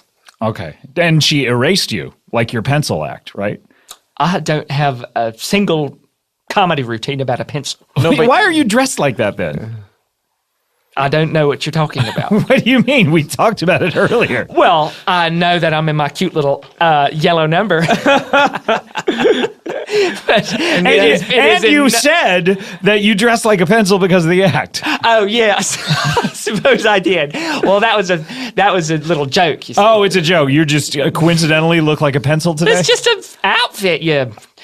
God, you're just. Hey, don't be mean. Yeah, don't be mean to me. Well, he's pushing me around. Scott's a very important part of the entertainment industry here, and you need to stand up. Why'd you say here? You can just ended industry. I'm sorry. Are in you LA, in Hollywood? Yeah. Oh, okay. In Hollywood. Okay, yeah. but I don't mean internationally here. as well. I Yeah, mean- but all the entertainment comes from here. So if you're a big deal here, you're a big Are deal you a everywhere. producer in Ukraine? I hear they shoot a lot of movies out there. Oh yeah, they do. Blade 2. Blade and Blade 2. Blade Trinity was Vancouver. Yeah, exactly. I haven't seen them. I haven't owned a DVD player in years. You have. Well, you're out on the streets. How do you entertain yourself out on the streets? Oh, I talked to all the crazies. I fucking suck. Anyone will pay me. Wait, so how much money do you have from fucking and sucking? Oh, about 68 grand. I'm thinking about doing a down payment. So, a down payment where? On a house. On a house? Yeah. Just from fucking sucking. Yeah. You should try all cash. That's why he has the Well, it's a Uzis. cash business. Yeah. It's a cash No, I have the Uzis from you big sweetie. Well, yeah, but the reason why you have the Uzis, not how you got them. Yeah. God, you're so fucking literal. Number 2. Oh, turd. Turd. Turd dunkweed. All right. What do you think of that? I think those guys are having a great time. And you wished you were a part of it. I don't. Of course I do. Of course I do. Mm-hmm. You wished you were there. The first one, Classic Jarl stopped by. That's right. Yes. You know? So you were represented on that I was one. represented on that one. Mm-hmm. Established in the Classic Jarl's lore was that he's number 12 on the Silicon Valley call sheet. Yeah, very weirdly. What is going on with Classic Jarls? He has not been by lately. No, I guess, his schedule just didn't sync up. Classic Charles, of course, is someone that if you are recording your own show in the other studio, That's right. and you find out that Comedy Bang Bang is recording, you will burst in and do this character, which is only done for this purpose. He is solely an interrupting character. Mm-hmm. And mainly because his voice is very difficult to do. It's very difficult. He has a collapsed lung? No. No? He's a fencing instructor. I know He's that. a fencing instructor. He's very patriotic and very religious. And he has the opening to his throat is too small. And so it's very difficult for him to push words out. Right. He also has very soft teeth, which makes it difficult for him to eat a lot of food. Right. Yeah. Okay. And also his tiny windpipe makes it very difficult. He's on very briefly, and yet we know so much about him. Yeah, it's a little more every time. I'd love to hear from him again. My favorite thing about doing Jarls is that I will often be walking in on a room full of people I don't know. Yes. Like I'll know maybe one or two and people. they will not know you and wonder what you're doing. Oh, yeah. Yeah. Mhm. Yeah. So it's exciting. It's a real high wire act. Oh, it is. It's a lot like that. What was that movie where Joseph Gordon-Levitt From Third Rock from the Sun? Yeah. Go. You're thinking of the movie based on the documentary Man on Wire. Right. And the movie version of it was called Wireman. Other guy on different wire. That's right. 50-50 chance of falling down to the ground. All right, we need to take a break. When we come back, we're going to have two number ones, your number one live episode and your number one regular episode of the year. Getting exciting. Shit, motherfucker. This is nuts. Here we go. Let's take a break. We'll be right back with Comedy Bang Bang. Hello, I'm Chris Gethard, and here with me is dream analysis expert Gary Richardson. And we are here to give you a taste of a brand new podcast called In Your Dreams, presented exclusively by the fine folks at Casper. We listen to the wildest, weirdest dreams submitted to us by you, our listeners, and we do our best to figure out just what those dreams could possibly mean. I look over the side of my bunk bed, and there are Huey Lewis in the news. You're saying this person might have interests in style and fashion specifically. You can I'm tell saying- that from I'm that saying voicemail. 99% certainty. Plus, we'll be joined by some very special guests. The word mortality comes to mind. Mortality? Blood. Bloodtality. Subscribe to In Your Dreams right now on iTunes or wherever you get your podcasts. Thanks for listening. Good night. Comedy Bang Bang, Paul F. Tompkins Hi. Is here with me, and this is exciting. We're going to do our number one live episode of the year of the tour. This is exciting. I'm very curious to see what people choose. Let's hear it. This is your number one. Number 1. All right, you're curious as to what you think people voted the best live episode of the year is. What I don't know. What that is I'm your curious favorite? as to what I think people voted? I'm curious as to what people voted. Wait, you're Their not favorite live curious episode. about what you think? I would be if I were you. I wish I could compartmentalize my thoughts so well that I'm like, I wonder what I think about this. Let me open up that secret I'm room. curious to find out. Oh, my memory palace. What is your favorite episode of the ones that we did? If you had to pick. My favorite episode of the tour. Yeah. Favorite stop was Atlanta. That was my favorite episode And of the whole tour. Why is that?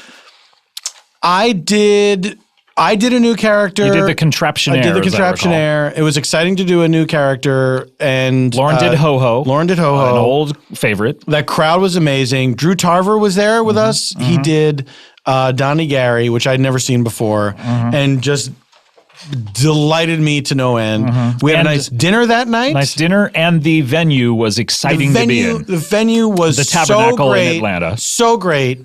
They treated us really well. Drew's family was there. Drew's family was there and got to see him destroy in front of a crowd. He It happened twice to us. Neil Campbell, Yes. when his parents were there, gave one of the best shows of his. 3 times.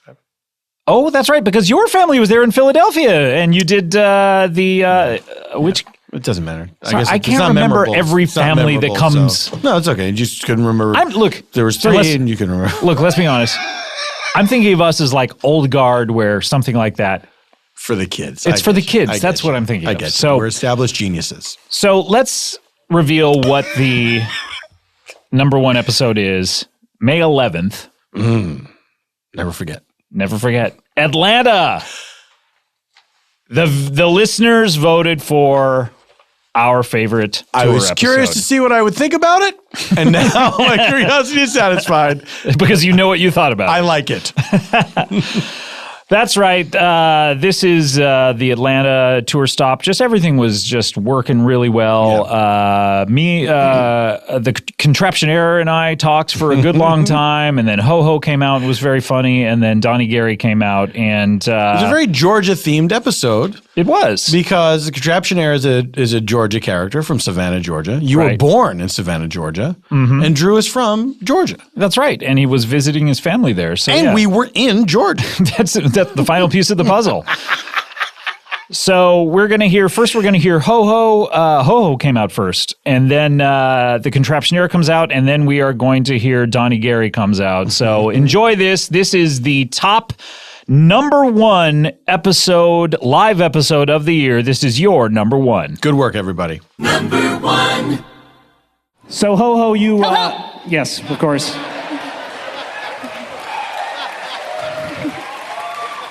Ho-Ho, you are... You are... Yeah. Ho-Ho. Don't try to trick me.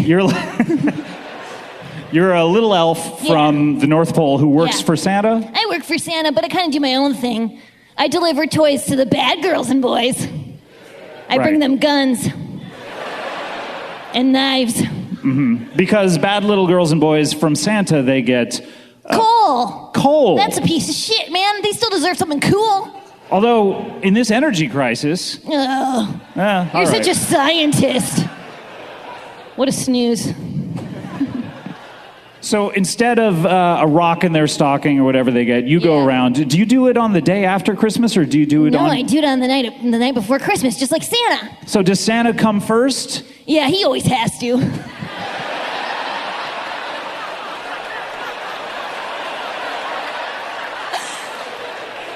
He's very selfish.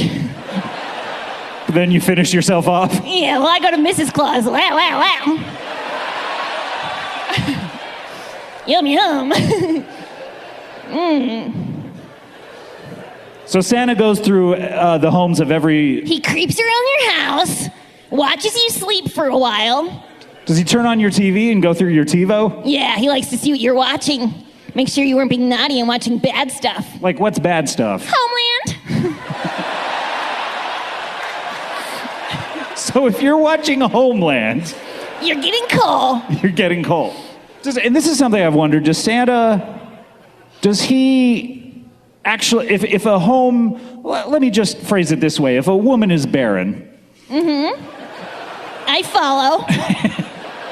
And childless... Got it. Not by choice, but by nature. Oh, okay. Does Where's this going? Santa go to their homes, or... No, he visits little kids. What do you think? Does Santa come to your house? Or you don't know, you're wondering because you're asleep, you're I have not no sure. idea, yeah. He likes to go visit little kids. He goes... Okay, so there are certain houses Santa never goes to. Yeah, of course. Okay, because he Yeah. can't hit every house Well, that would every be year. impossible. Yeah. Yeah. So you then He comes around, he does his business. I hide in his sack. So you're there with him. Yeah. So you're hiding in his sack just like a little toy. Yeah. Has he ever accidentally given you to a little boy or girl underneath the tree? Yeah. I lived with them for 4 years. And what were their names? Tim, Lisa. Was it Tool Time Tim Taylor? Yeah.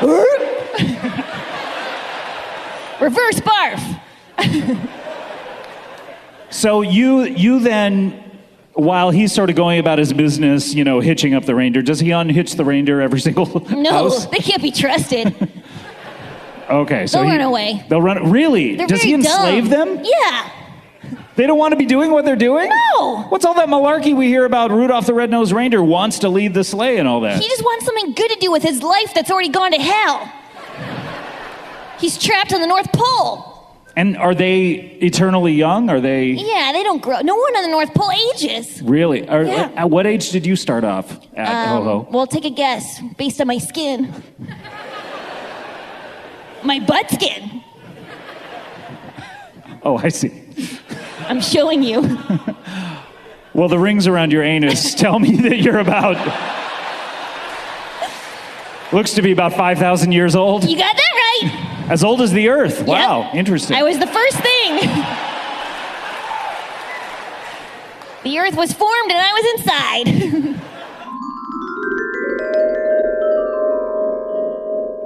I am never sad, for I'm always thinking of new contraptions in my brain. What are you thinking of right now? Well, right now, I'm thinking of a contraption that would free young hooligans from the inside of abandoned refrigerators, which they persist in playing inside of and upon.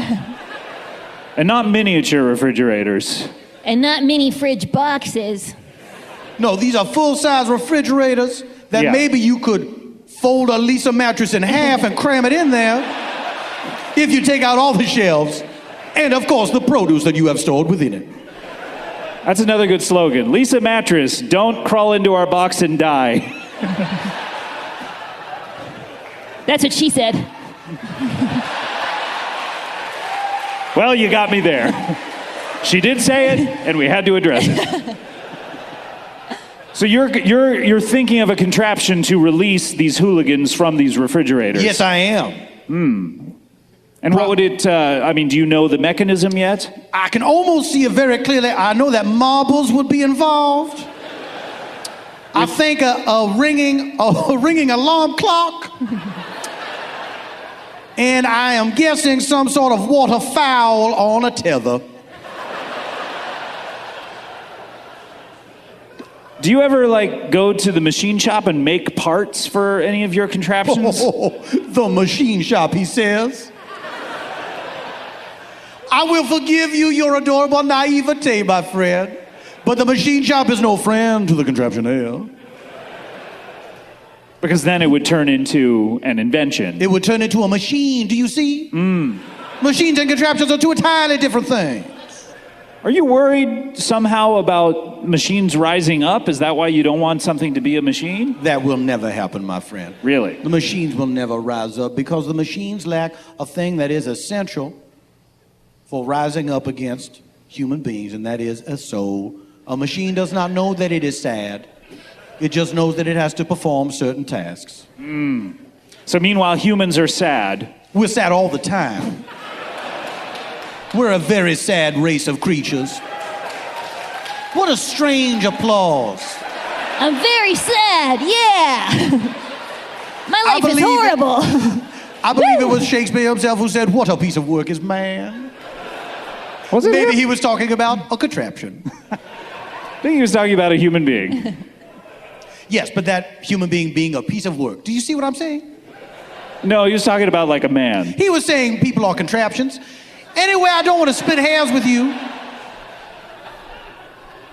I just want to impress upon you that my passion is making contraptions, and if I could, what I would love to do is once again slip the surly bonds of Earth and travel to outer space in a contraption of my own making. You say once again? It happened once. by accident. This is like Philadelphia all over again.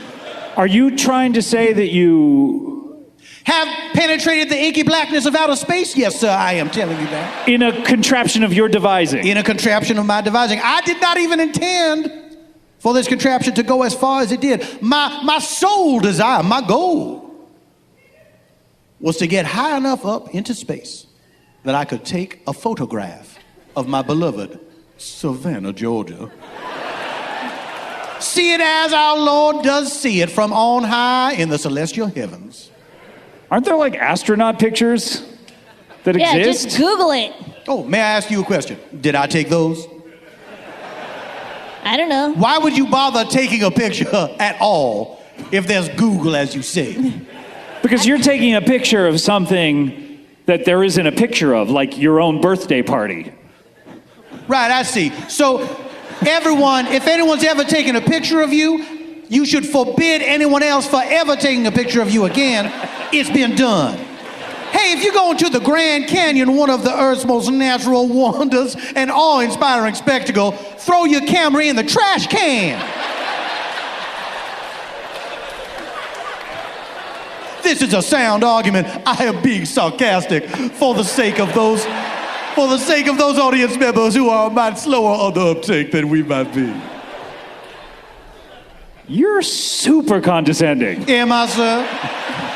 Not only to me, but to all of them. Well, now, you will forgive me. I do not mean to condescend. I'm merely trying to elucidate my position vis-a-vis the photographic arts.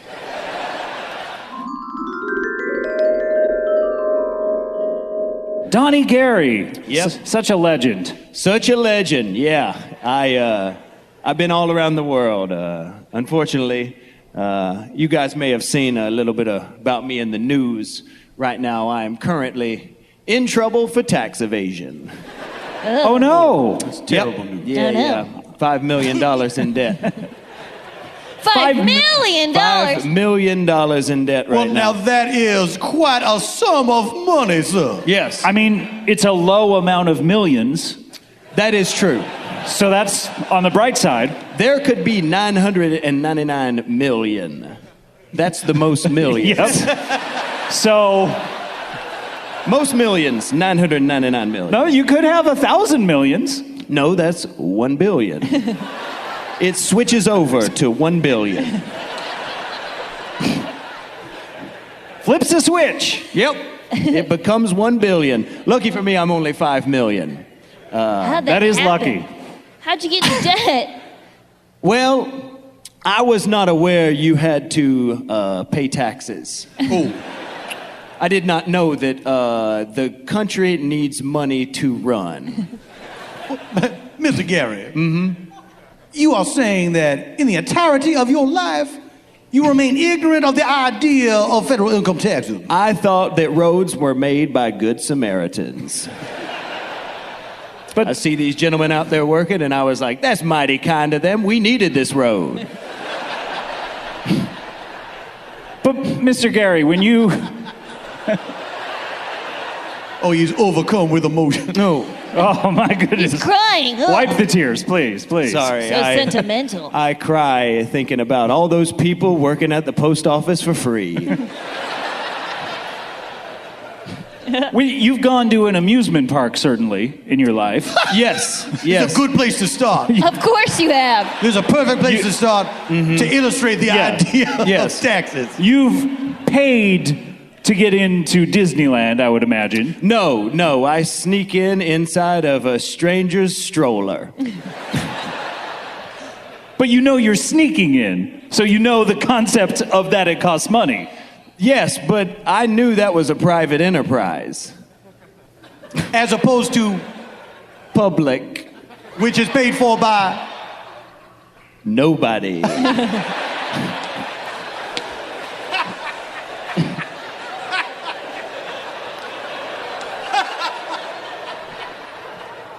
So you hadn't thought this through? Yes. No, okay. I now know. But at the time, I was living the high life. Sure.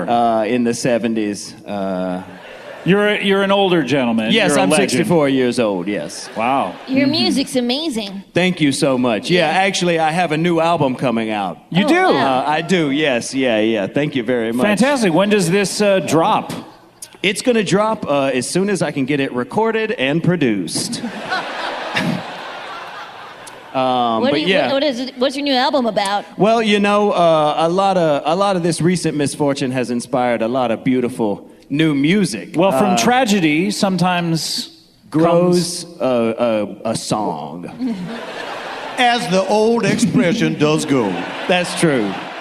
Yeah, I would love to maybe try out a couple of songs on you guys. Oh, wow. Would the audience like to hear something like that? Wow. Oh, wow. Quite an event. This is amazing. Private concert. Hit it, baby. Oh, yeah. Girl, you know how every time you go to McDonald's, they charge you $1.50 for a soda? Well, did you know that if you hold on to that cup and you bring it back with you every time you go to McDonald's, you can have all the free soda you can drink?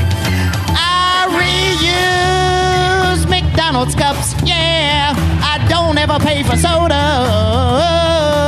I'm talking infinite refills on fountain soda, yeah.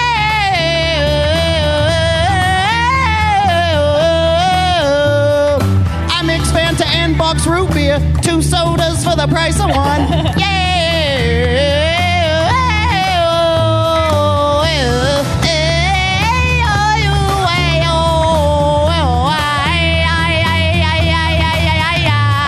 Thank you. Oh. Thank you. Wow, that was good. Number 1. Oh, I love hearing it again like I was there yesterday.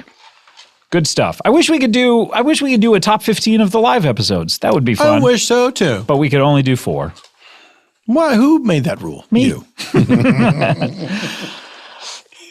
Good shit though, huh? Fun tour. Will we do a tour again ever? I don't know. It's a lot of work and a lot of time, but very rewarding, I think, not only in terms of seeing the fans, but also an artistic, I think, achievement to do that many episodes. It was very challenging in a great way. Mm-hmm. In a great way. I really enjoyed the pressure of having to come up with new stuff every show. Yeah. And I had a couple duds along the way where I was like, where I learned from that experience. I did too, but I really did feel like it was a learning experience where every step along the way, I was like, oh, I'm getting better at this part of it, or I'm getting better at this part of it. And it really was one of those things where I felt like the entire tour, and it wasn't like we started slow and ended strong. It was maybe the reverse. No, it was but it was, that first episode got a lot of votes, by the way, the Live from the Ace Hotel. That got that was a good one. That got a lot of votes, didn't crack the top 4, but that was a great one. And then we just went on that tour. I mean, it probably was a mistake for me to go from ending my TV show. The last day was the day before the Ace Hotel show, and then 2 days later on a plane.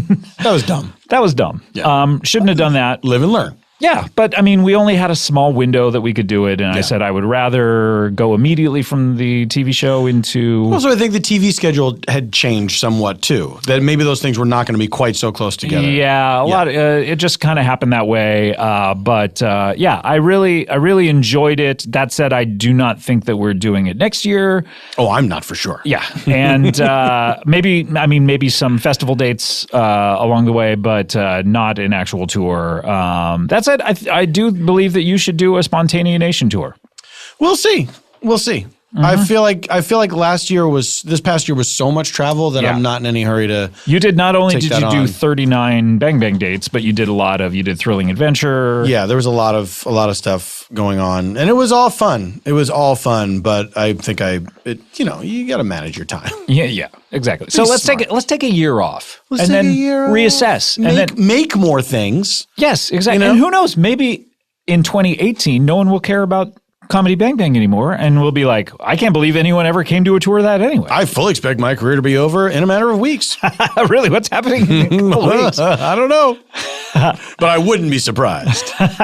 All right, let's take a break. When we come back, this is exciting. The number one episode of the year. Boy, what could it be? What could it be? I know what it is. You do know what it is? Yeah. How did you know? You want me to just say? Yeah. Did you hack into my emails? Yeah. Ah, damn it. Yeah. All right. We'll be right back with more Comedy I'm Bang Julian Bang. Assange. Comedy Bang Bang. This is it. We're here with Paula Tompkins, and we're going to be balls deep in a second.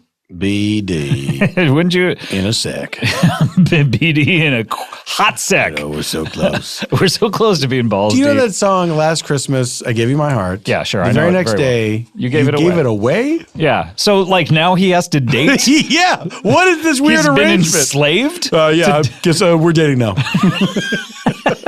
What? What? All right. Yeah, I got your heart from this asshole. Seems unfair. Oh, well. But hey, a gift is a gift. What about threw it away? You know what I mean? Yeah, George, Come do on, one more pass. George. One more pass. Although it doesn't sound as musical. I threw it, you threw it. It doesn't sound as good. You tossed it in the bin. Terrible. Terrible. All right, guys, this is it. We are at it. This is our number one. I can't believe this. Number one. I can't believe it. I can't believe it either. This is the number one episode of the year, voted by you, the listening public. And we had a lot of great episodes this year. And I believe every once in a while, an episode will get a lot of votes because and I've talked about this on previous best ofs, it has a very easy to understand title that is representative of what the episode is. And people like the episode, right? But it's easier to vote for something when it has a simple title where you go, "Oh yeah, that episode. I love that one." Remember exactly what it was. Weirdly enough, almost mandatory. No way of even knowing what that episode. I've already is. forgotten what it is. Yeah, it was Jason Mantzoukas and Thomas Middleditch, There we I go. believe. No idea what is in that episode or why it's called almost mandatory, and yet it got a lot of votes. So maybe my theory is for nothing. But this is an episode from March 7th. Episode 406. So, boy, right after 400, 401, 402. I mean, that stretch was a really good stretch. This is an episode called Kid Detectives 2. Okay. What is wrong? Sounds funny. You didn't make the number one episode this year. That's cool. Hey, man, it's great. You're the number one live episode. Yeah, sure. And behind the paywall. And you're the number three. You're on the number three. Number three. And you've been on this countdown now, what, 8 times? It's great. I apologize. No, nothing to apologize for. You don't have to apologize for anything. We'll try harder next year. I wish I could make more effort. I wish I could. Yeah, but it's just physically impossible. It's physically impossible. Look, I have to say that so many of the live episodes would have beaten a bunch of the top 15 episodes. Don't you think? No doubt. If all of them were if everyone heard all of them and it was just comparing. Yeah, there'd be a parade for me. I don't know about that, but I would say that a lot of those live episodes that we did would have cracked the top 10. I know that there would have been a parade for me. Okay. All right. So this is Kid Detectives 2. This is Lauren Lapkus and Thomas Middleditch. Right. And I got to say, one thing, to give a little shout out to Thomas Middleditch, he did 4 episodes this year. All he did were 4 episodes. 1 live and 3 in studio. His 3 in studio were voted on by all of you in the top 5. And his 1 live episode was in the top 3 of the live episodes. So what are you trying to say? You're looking at me saying this. I'm just saying that he was like an assassin. By the way, I have to look at you when I'm talking to you. We're not playing Paul or Cody video. It was great though when we did. It was really good. That was a good round. But what a record! I mean, that's like batting 1,000 in a way. You know what I mean? Must be satisfying. Stop this character. We're celebrating. We're celebrating these people. Let's celebrate Thomas because I don't think he's been celebrated enough. This poor guy. Let's give him a break. Finally let this be a good thing in his life. Come on. You and I have been Thomas Middledish fans for a long time. I loved him since Improvised Shakespeare Company. Improvised Shakespeare Company, we saw them many years ago. All those guys are great. That's right. So and here's another fact. When I did Bonnaroo, the Bonnaroo Festival, we did a live sort of hybrid stand-up comedy Bang Bang and improvised comedy Bang Bang thing with James Adomian and Thomas Lennon and Reggie to celebrate the second season of the TV show. When I did Bonnaroo, all the Improvised Shakespeare guys were there, and said hi to them. And I'd been seeing them at a few festivals, and I was always saying, "Oh, guys, I think you guys are so funny." But I did not know Thomas, really, other than, "Hey, you're in this Improvised Shakespeare Festival. You probably don't know my work." Somehow in the Bonnaroo Festival, we had to leave at 4 a.m. to get to our plane. Okay. And so we all gathered in the hotel lobby. And I tell you, the after party was still going on in there. Ugh. That made me so tired. But it was 4 a.m. and our car does not come. The Bonnaroo person that they sent, the Bonnaroo intern, does not come. 4:30 doesn't come. At 4:30, I call the helpline that they give you. Guess what isn't working at 4 a.m? The helpline? The helpline in order to help you with your travel arrangements. Yeah. That's right. Probably the person who mans the helpline was 2 feet away from you at the bar. Probably. So no one's answering, and we're like, we are going to miss our plane. By the way, this is in the middle of Tennessee, I believe Bonnaroo is, right? And I do not know. Okay, and this is in the middle of nowhere, kind of, and just not a place where cabs are. And to call a cab, we tried calling a cab, and they were like, we can get there in like 45 minutes. Oh, my God. So, and no one will answer the helpline. And lo and behold, we see Thomas come down the stairs. It's like 4:45 in the morning. He's going to the airport, not through a Bonnaroo, but HBO, because he's on Silicon Valley, has hired him a car in order to get him back to the set as soon as possible. And there are like 5 of us, and we say, and I don't know him, and I'm like, Thomas, are you going to the airport? Do you think you could take all of us in your HBO car? Right. And he was like, of course. And we all jumped into the car. Super nice. We got to the airport in time and did not miss the flight. So that's a little Thomas story. But because I was reminded of the Improvised Shakespeare Festival, we're a big fan of his. If anyone Improvised Shakespeare Company. Yes. This is a company, yes. Well, but it's like this group of guys that are really great at doing this thing. It's not like a big event where they are just to give them proper credit. Yes, exactly. Yeah. It's like, how many people are in it? 5? Or I think like there's a rotating total. I think it's like maybe 6 to 8 guys. I've been on their website recently. Yeah, there's like a rotating group of people, and they do 4 at a time when they do a show. Right. Yeah. It's one of the greatest. Believe tremendous. We've talked about it. If you're ever at a festival or where they're putting on a show, a great night.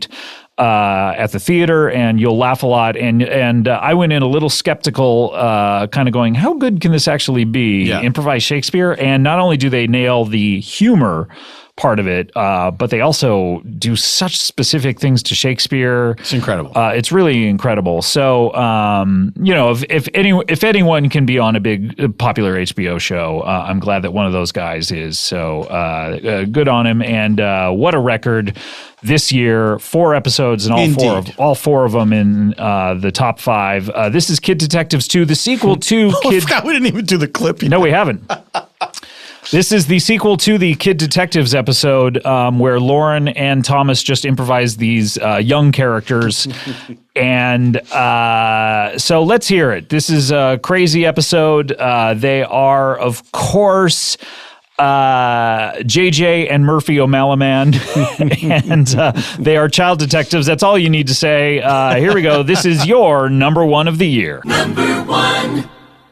So, what is the new case? I want to hear about this case. All right. Oh, boy. Ah, geez. Well, It all started when a crying mother came to us that her babies had been stolen. Yeah. Babies. She knocked on her door crying, saying her babies were stolen. Yeah. She was cradling air. Yeah. She said everything was going normal. I was at the hospital. I shit out my pussy. Wait. And then the turds turned into babies, and then they were gone. Yeah. Okay, hold on. So, was she trying to explain the concept of childbirth to you, and you didn't she understand just was it? explaining where she was and what This happened. is verbatim. Yeah. Yeah. Well, Scott, Everything you was do going- know that a girl gets pregnant, then poops out her pussy. And then the turds turn into little babies, and that's you and me. I really wish you wouldn't say the word or that word. Use a What medical word? term. Pussy. He's afraid to say it. What a virgin. Wait, are you not a virgin? No way! I'm 11 now. And I'm 11 too. Who have you had sex with? My sister. Okay, hold on. I don't want to talk about this. Okay. New topic. So this woman. Don't you want to know what we thought of it? Yeah, All right, don't you what'd want to know our review? All right, guys, what'd you think of it? Quickly. We don't have a lot of time to get into this. I thought pretty good. Could use some work. Yeah, ditto. Well, you guys are new at this. Well, we had fun. It was pretty comfortable. You guys know each other really well, so Yeah. there's not that. I mean, I wasn't embarrassed in my body or anything. Okay, all right. Enough of that. All right, let's. That's not why you're here. And this new I case. thought it was really nice.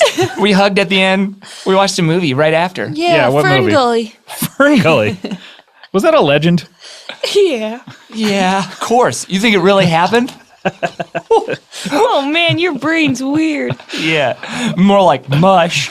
All right, guys. So let's get to why you're here. No, I mean why you're here is Ireland. Let's get to. Okay, so we knew she had a real problem, and we had to figure it out. So we immediately got our notebooks, our caps, our little glasses, and our galoshes on in case anything started to rain. Like Yeah. the In case sky. anything started to rain.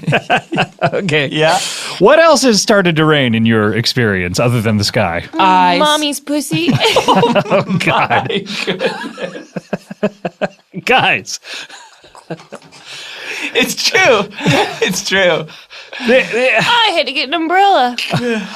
Okay, guys. This is I'm starting to regret. This is not that kind of a show. It's not. Who's your daddy? Don't bring him up. Why?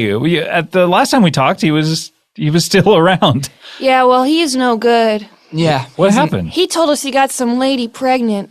Really? Yeah. What lady?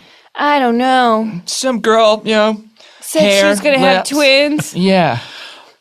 Wait a minute. Whoa. Whoa. What are you saying? Are these cases connected? Huh? What do you think you are, gumshoe? Yeah. Back off the beat. You smoking grass in your butt? In my butt? That gets you high faster.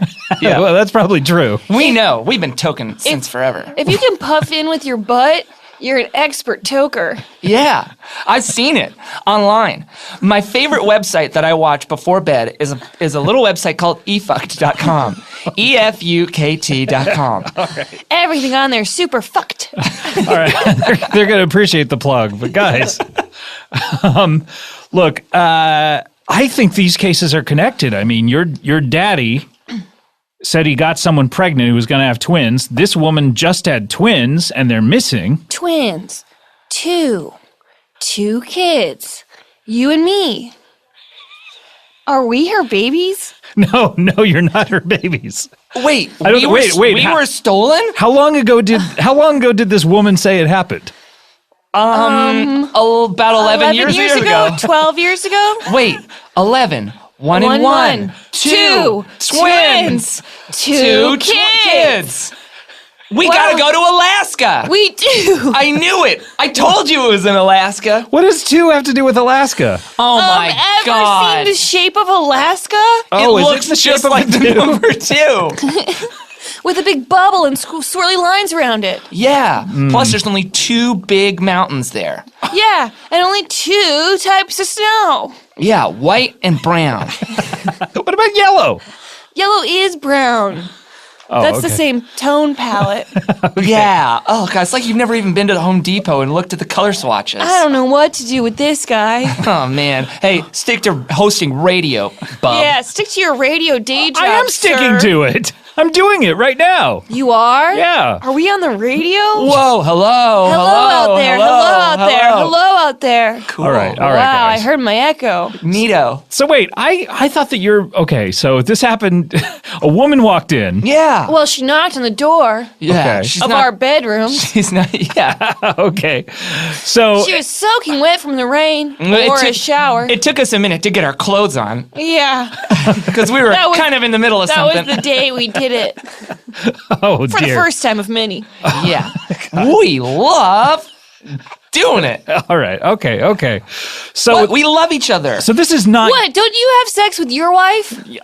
I do, but you guys are not. Your brother and I think you might be twins. I think you might be the same age. Don't you ever jerk off in the mirror? Why? Because it's like looking in a mirror. We look the same. Yeah, it's like seeing what you look like when you're jerking off. Aren't you ever curious? Guys, this is not what the show's about, okay? This is man. I'm trying to get to the bottom of your What? history here. Look, why do you think that there are clues in Alaska, by the way? Before we get to the Ireland fact. You want the truth? Yeah. You want the absolute truth with no beans about it? Yeah, no BS, no filter. All right. The unvarnished truth. Well- Truth is, we heard our pap was going all the way up there. Really? Yeah. He's taking a car. Taking a car all the way. Yeah, that's a long drive, but you can get there. And the truth is, he told us something in our ears right before he left. Yeah, Really? real close, so it was hot and a little wet. He said, I'm going to Alaska.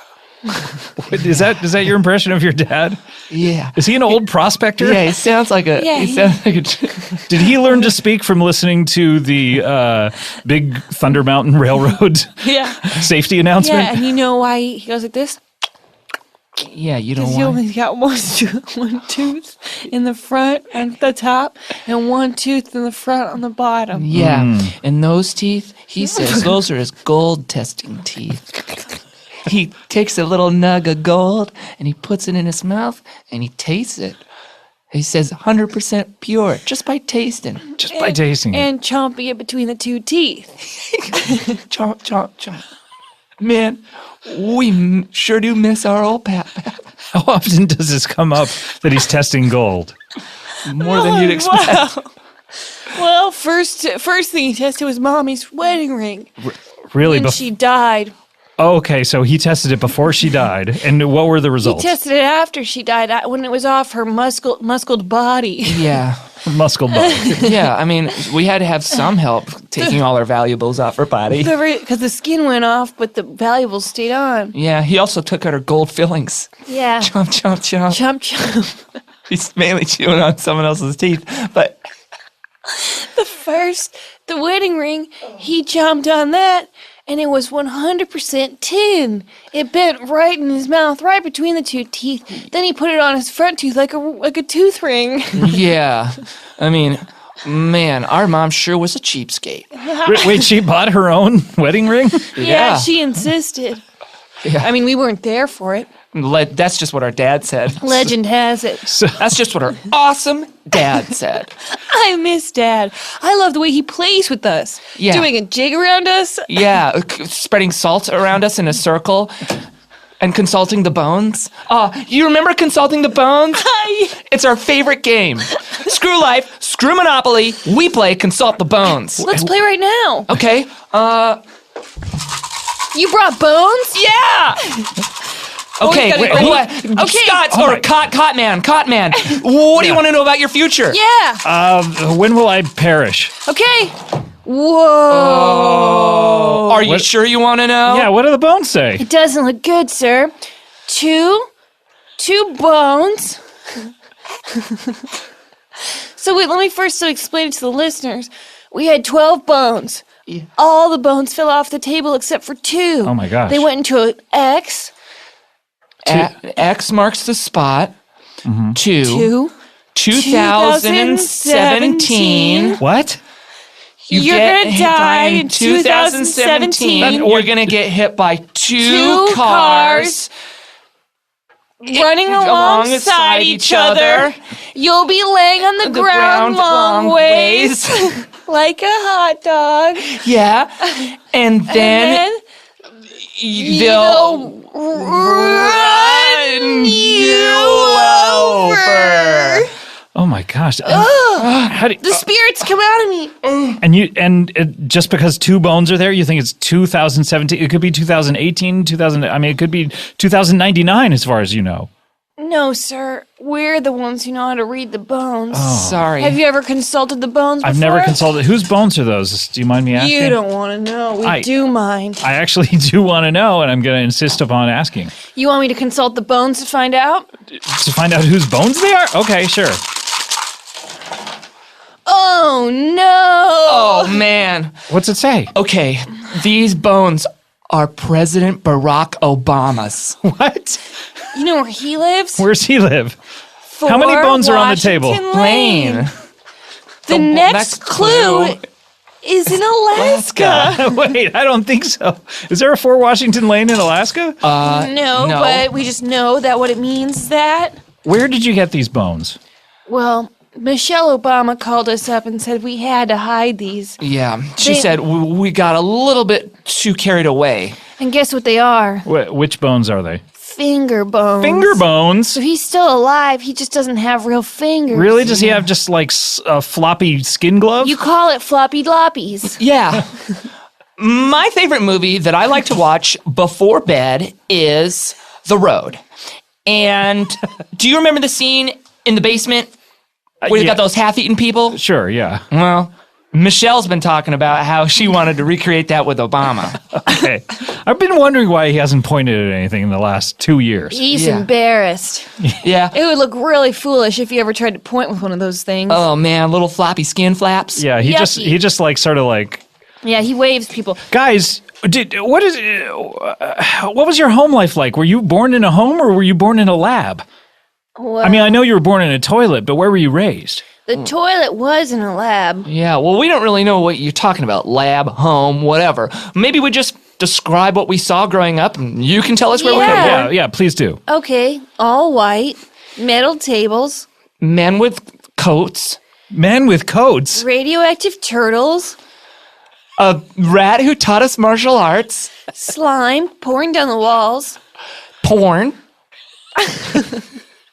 All access porn. Little murder shows. Murder shows. Little granola bars for whenever we did something right. A maze Wednesdays. Is that it? Casual Fridays. Oh, casual. What'd you get to wear on Cash Fridays? Only jeans. No tops. No tops, no unders, no socks, and no hats. We got caught with a cat or hat on Fridays. Boy. Oh, man. Wait, what if the cat in the hat came? He on a did Friday? on Christmas once. Really? Yeah, it was our special He came Santa. all over the place. Yeah, it was great. Oh yeah, I miss Maze Wednesday. Maze Wednesdays and the Sundays when we had to jack off all the cats. Okay. Kid Detectives 2. They did it. They're insane. They're insane people. Lauren, love you. Wish you had such a great time with you this year. Wish you weren't in England. We could be spending the holidays together. You know what? I miss Lauren too. I miss her podcast on Fridays. Yep. By the way, if you're a Comedy Bang Bang fan, the very last episode of With Special Guest with Lauren Lapkus That's right. was a lot of fun to do. You and I and Lauren all together in an insane episode that defies description, although many have tried. And they have all failed. They're failures. They are. They go home to their wives. They're spineless worms. Oh, their wives know I married a failure. But go check that out. That was the second anniversary episode. That Generations. Came out about a month ago, Generations. That's a really funny episode. Maybe funnier than any of these episodes we've counted down from on this. Well, I don't know. Thomas Middleditch isn't in it. All right, that's it. Is that the end of it? That's the end of it. All right. It was fun. It was fun. I had a good time. It was fun for a while. Wow. Paul, I want to thank you so much. I know you've been really busy lately and sick.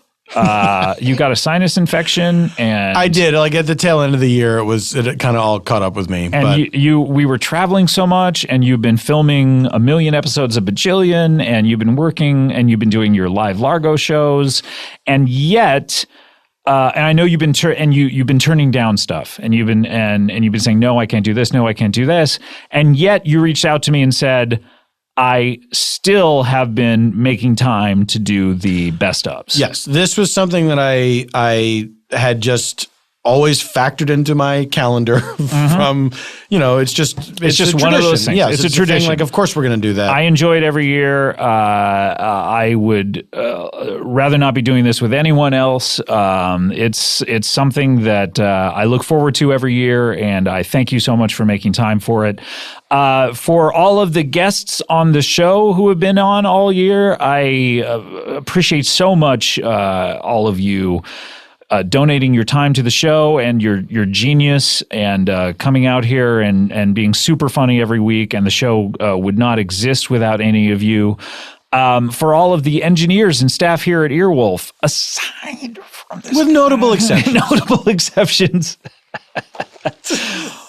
Your hard work puts the show out once or twice a week, and we get to record it and just like walk out the door, but these guys have to sit there and snip it together for hours afterwards. So I really appreciate that. And most of all, the listeners.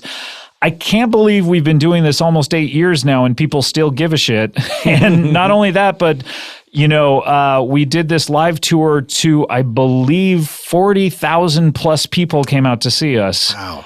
So incredible. The fact that people listen to this every week and enjoy it and care enough to vote on the episodes and get wrapped up in what's going to be number one. And, it's really meaningful to me that it still holds such a big place in not only people who, and a lot of people write to me and say, I've been listening since the old days at the radio station, but also new listeners every year who are like, I just found out about this. How have I not listened to it? It's so gratifying and rewarding to hear from you all.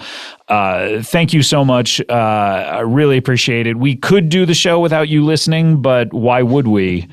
We would just be recording it and putting it out. And then we'd look at the statistics and be like, no one's listening to this. We would stop. It would be weird. It would be really weird. It'd be weird. But I'm not saying we wouldn't do it. No, I'm sure we would. Because we're insane. We're mentally ill people. We really are. And I, as previously established, have a learning disability. That's right. I'm imaginary. Scott, may I say to the listeners how much I appreciate the support that people have given me and the encouragement, and it is nice to know that the stuff that I do is connecting with someone, and I'm so grateful to be able to be a part of this show and this family, and to work with the people that I've gotten to work with, make new friends, and do exciting creative things with people. That tour was so much fun. And I'm extremely. And we had a lot of people from Bajillion on the show this year, whom we got to know because of Bajillion, and people like. Ryan and Drew and Tawny and Mandel and Tim and Dan. And have I left anyone out? No, I think you got Is that everybody? Yeah. They've been on the show a lot this year, and it's really rewarding to keep meeting these new people and going, oh wow, look at all these great improvisers, and then bringing them into the fold, and then new people like Zeke and Jessica McKenna, and Rhea Butcher was on for the first time this year, and has done 3 episodes. So it's great to have all these new people, and then our old favorites like Andy Daly and Nick Kroll, who have been on since the very beginning. It's really cool to be able to work with all these people over a long span of time. Yeah. But thank you very much for having me be a part of this, because it means a great deal to me. Of course. And thank you to the listeners. It means a lot. And hopefully you'll listen to us next year when we haven't promised to do another iRobot song, thank God, because that really came down to the wire. But we'll talk about Mr. Microphone. Always. You can get like clockwork every year. Please send us any Mr. Microphone minutia you have. If you have any news, we need it. Recent Mr. Microphone news. We'll see you next week on Monday with another one of our great traditions. We'll have another Ben Schwartz and Horatio Sands episode. So looking forward to that. And who knows what 2017 will bring for us, not only personally, but for the show. Who knows? We'll see what we'll be counting down to come January. That's very exciting to me. Paul, thank you very much. And listeners, thank you very much. We'll see you on Monday. Thanks. Bye.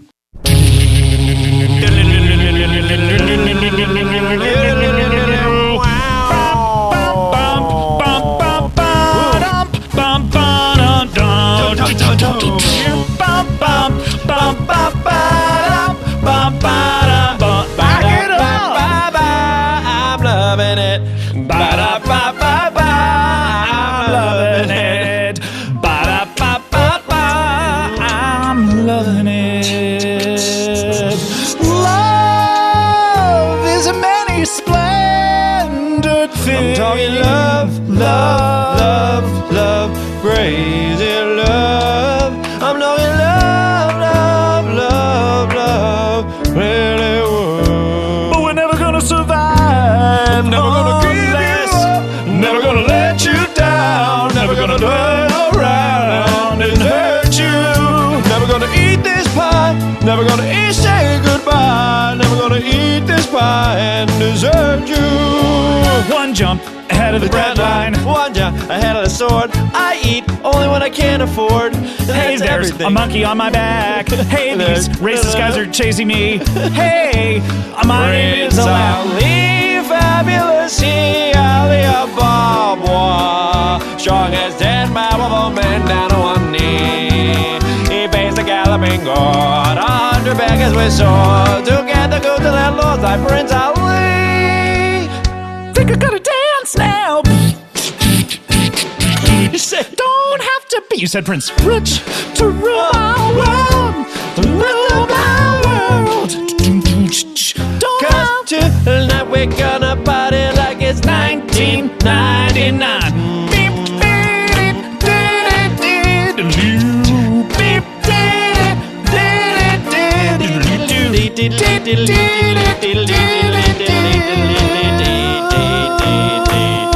beep, beep, never wanna play cause you any damage. Yeah, that's good.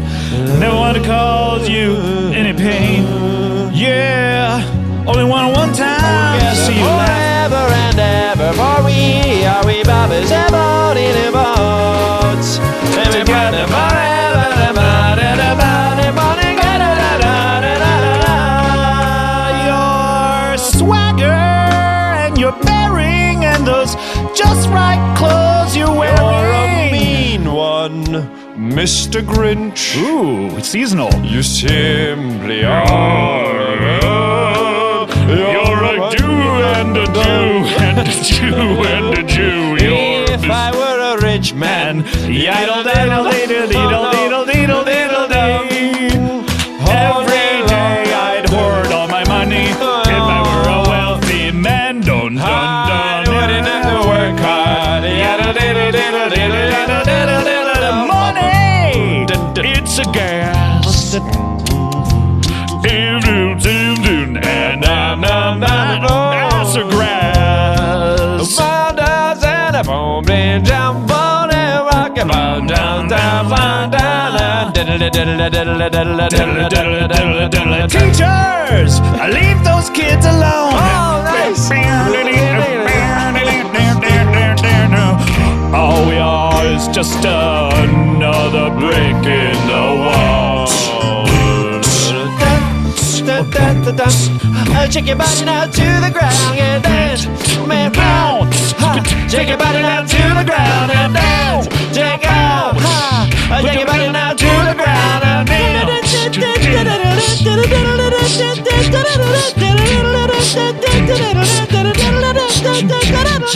Calling out around the world, are you ready for a brand new beat? Dancing in the street, all across the Motor City. Dancing in the street, down in New Orleans.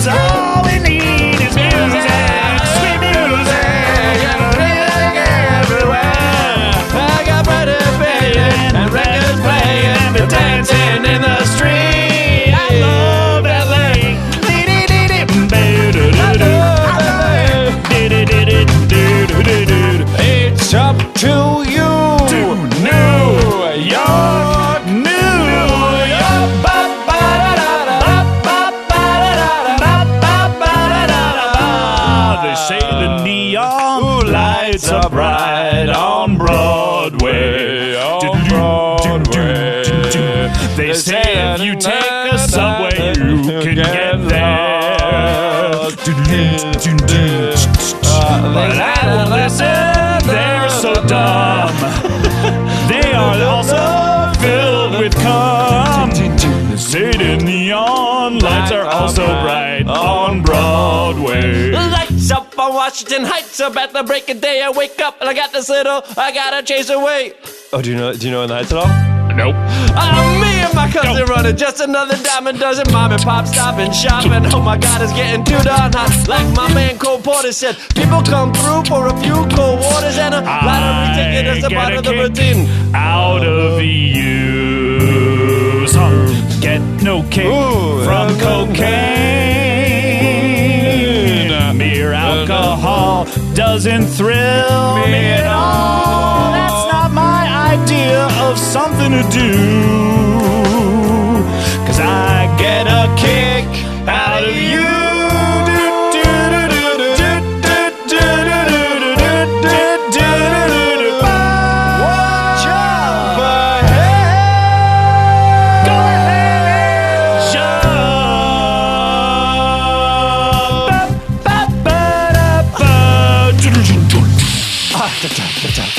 Never gonna stop, I'm never gonna end it. Never gonna stop, I'm never gonna end it. Never gonna stop, I'm How low never can gonna you end go? Death row.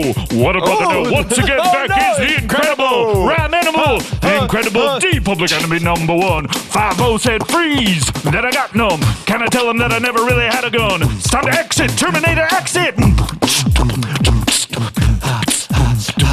Push it. Push it.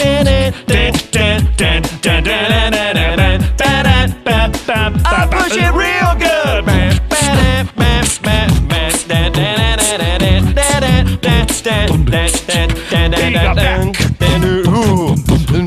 The baby got back.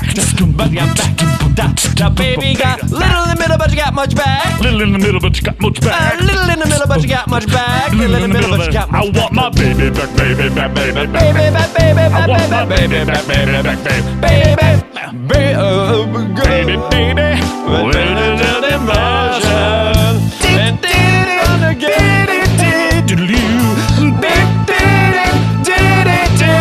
Well, tonight I'm gonna party like it's 1990.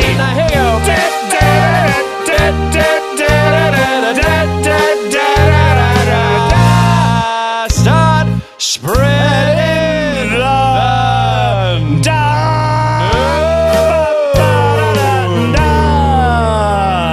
Boom. Lift up your head. Wash off that mascara. Here, take my Kleenex. Wipe that lipstick away. Show me your face. Clean as the morning. I know things were bad, but now they're okay. Dee. Suddenly Seymour is standing beside you. You don't need no makeup. Don't have to pretend. Feed me. Feed me, Seymour. Feed me all night long. Here we go, 1, 2, 3, everybody say, you can do it. Feed me, Seymour. Feed me all night long. 'Cause if you feed me, Seymour, I can grow up big and strong.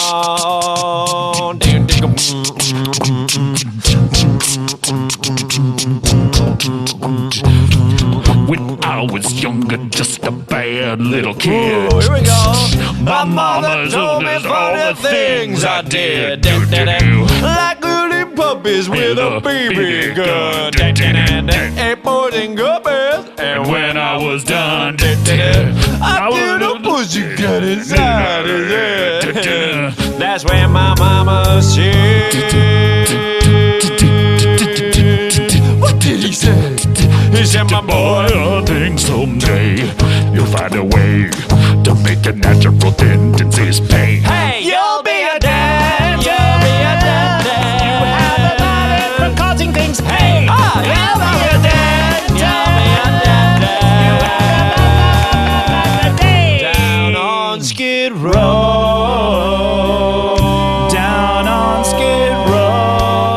Someone tell me a way to get out of here. Cause I naturally pray I'll get out of here. Yes, I naturally pray I'll get out of here. Yes, I said naturally pray I'll get out of here. Someone give me my shot or I'll rot here. Downtown. Everybody want to and I'll out of here. Downtown. Every night I naturally pray get out of here. Downtown. Everybody want to pray to get out of. Someone give me my shot or I'll rot here. Someone give me my shot or I'll rot here. Someone give me my shot or I'll rot here. My shot. Not giving away my shot. I'm not giving away my shot. Hey yo, I'm just not like giving away my young crab in the head, I'm not throwing away my shot. I can do that whole thing. We've already done it here. You want it again? Do you want the whole thing? Not throwing away my. Okay. Okay. Oh. Well, that's Wu-Tang, isn't it? What's the song? What is that?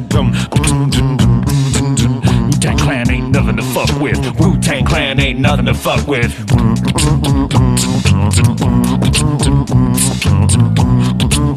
Scarface had Manolo, I got that solo, Bartolo, Rolo, Fodolo, that's the motto, YOLO, so let's go yo, yeah, hang on man, don't wanna sing the same song man, I'm King Kong man, hit him with the ace, King Kong man.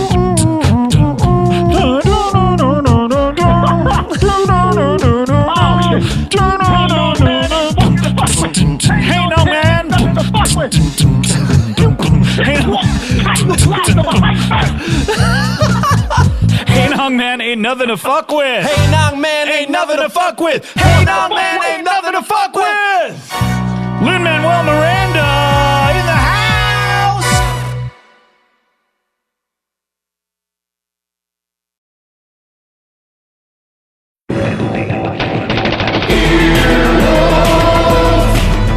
This has been an Earwolf production, executive produced by Scott Aukerman and Chris Bannon. For more information and content, visit earwolf.com.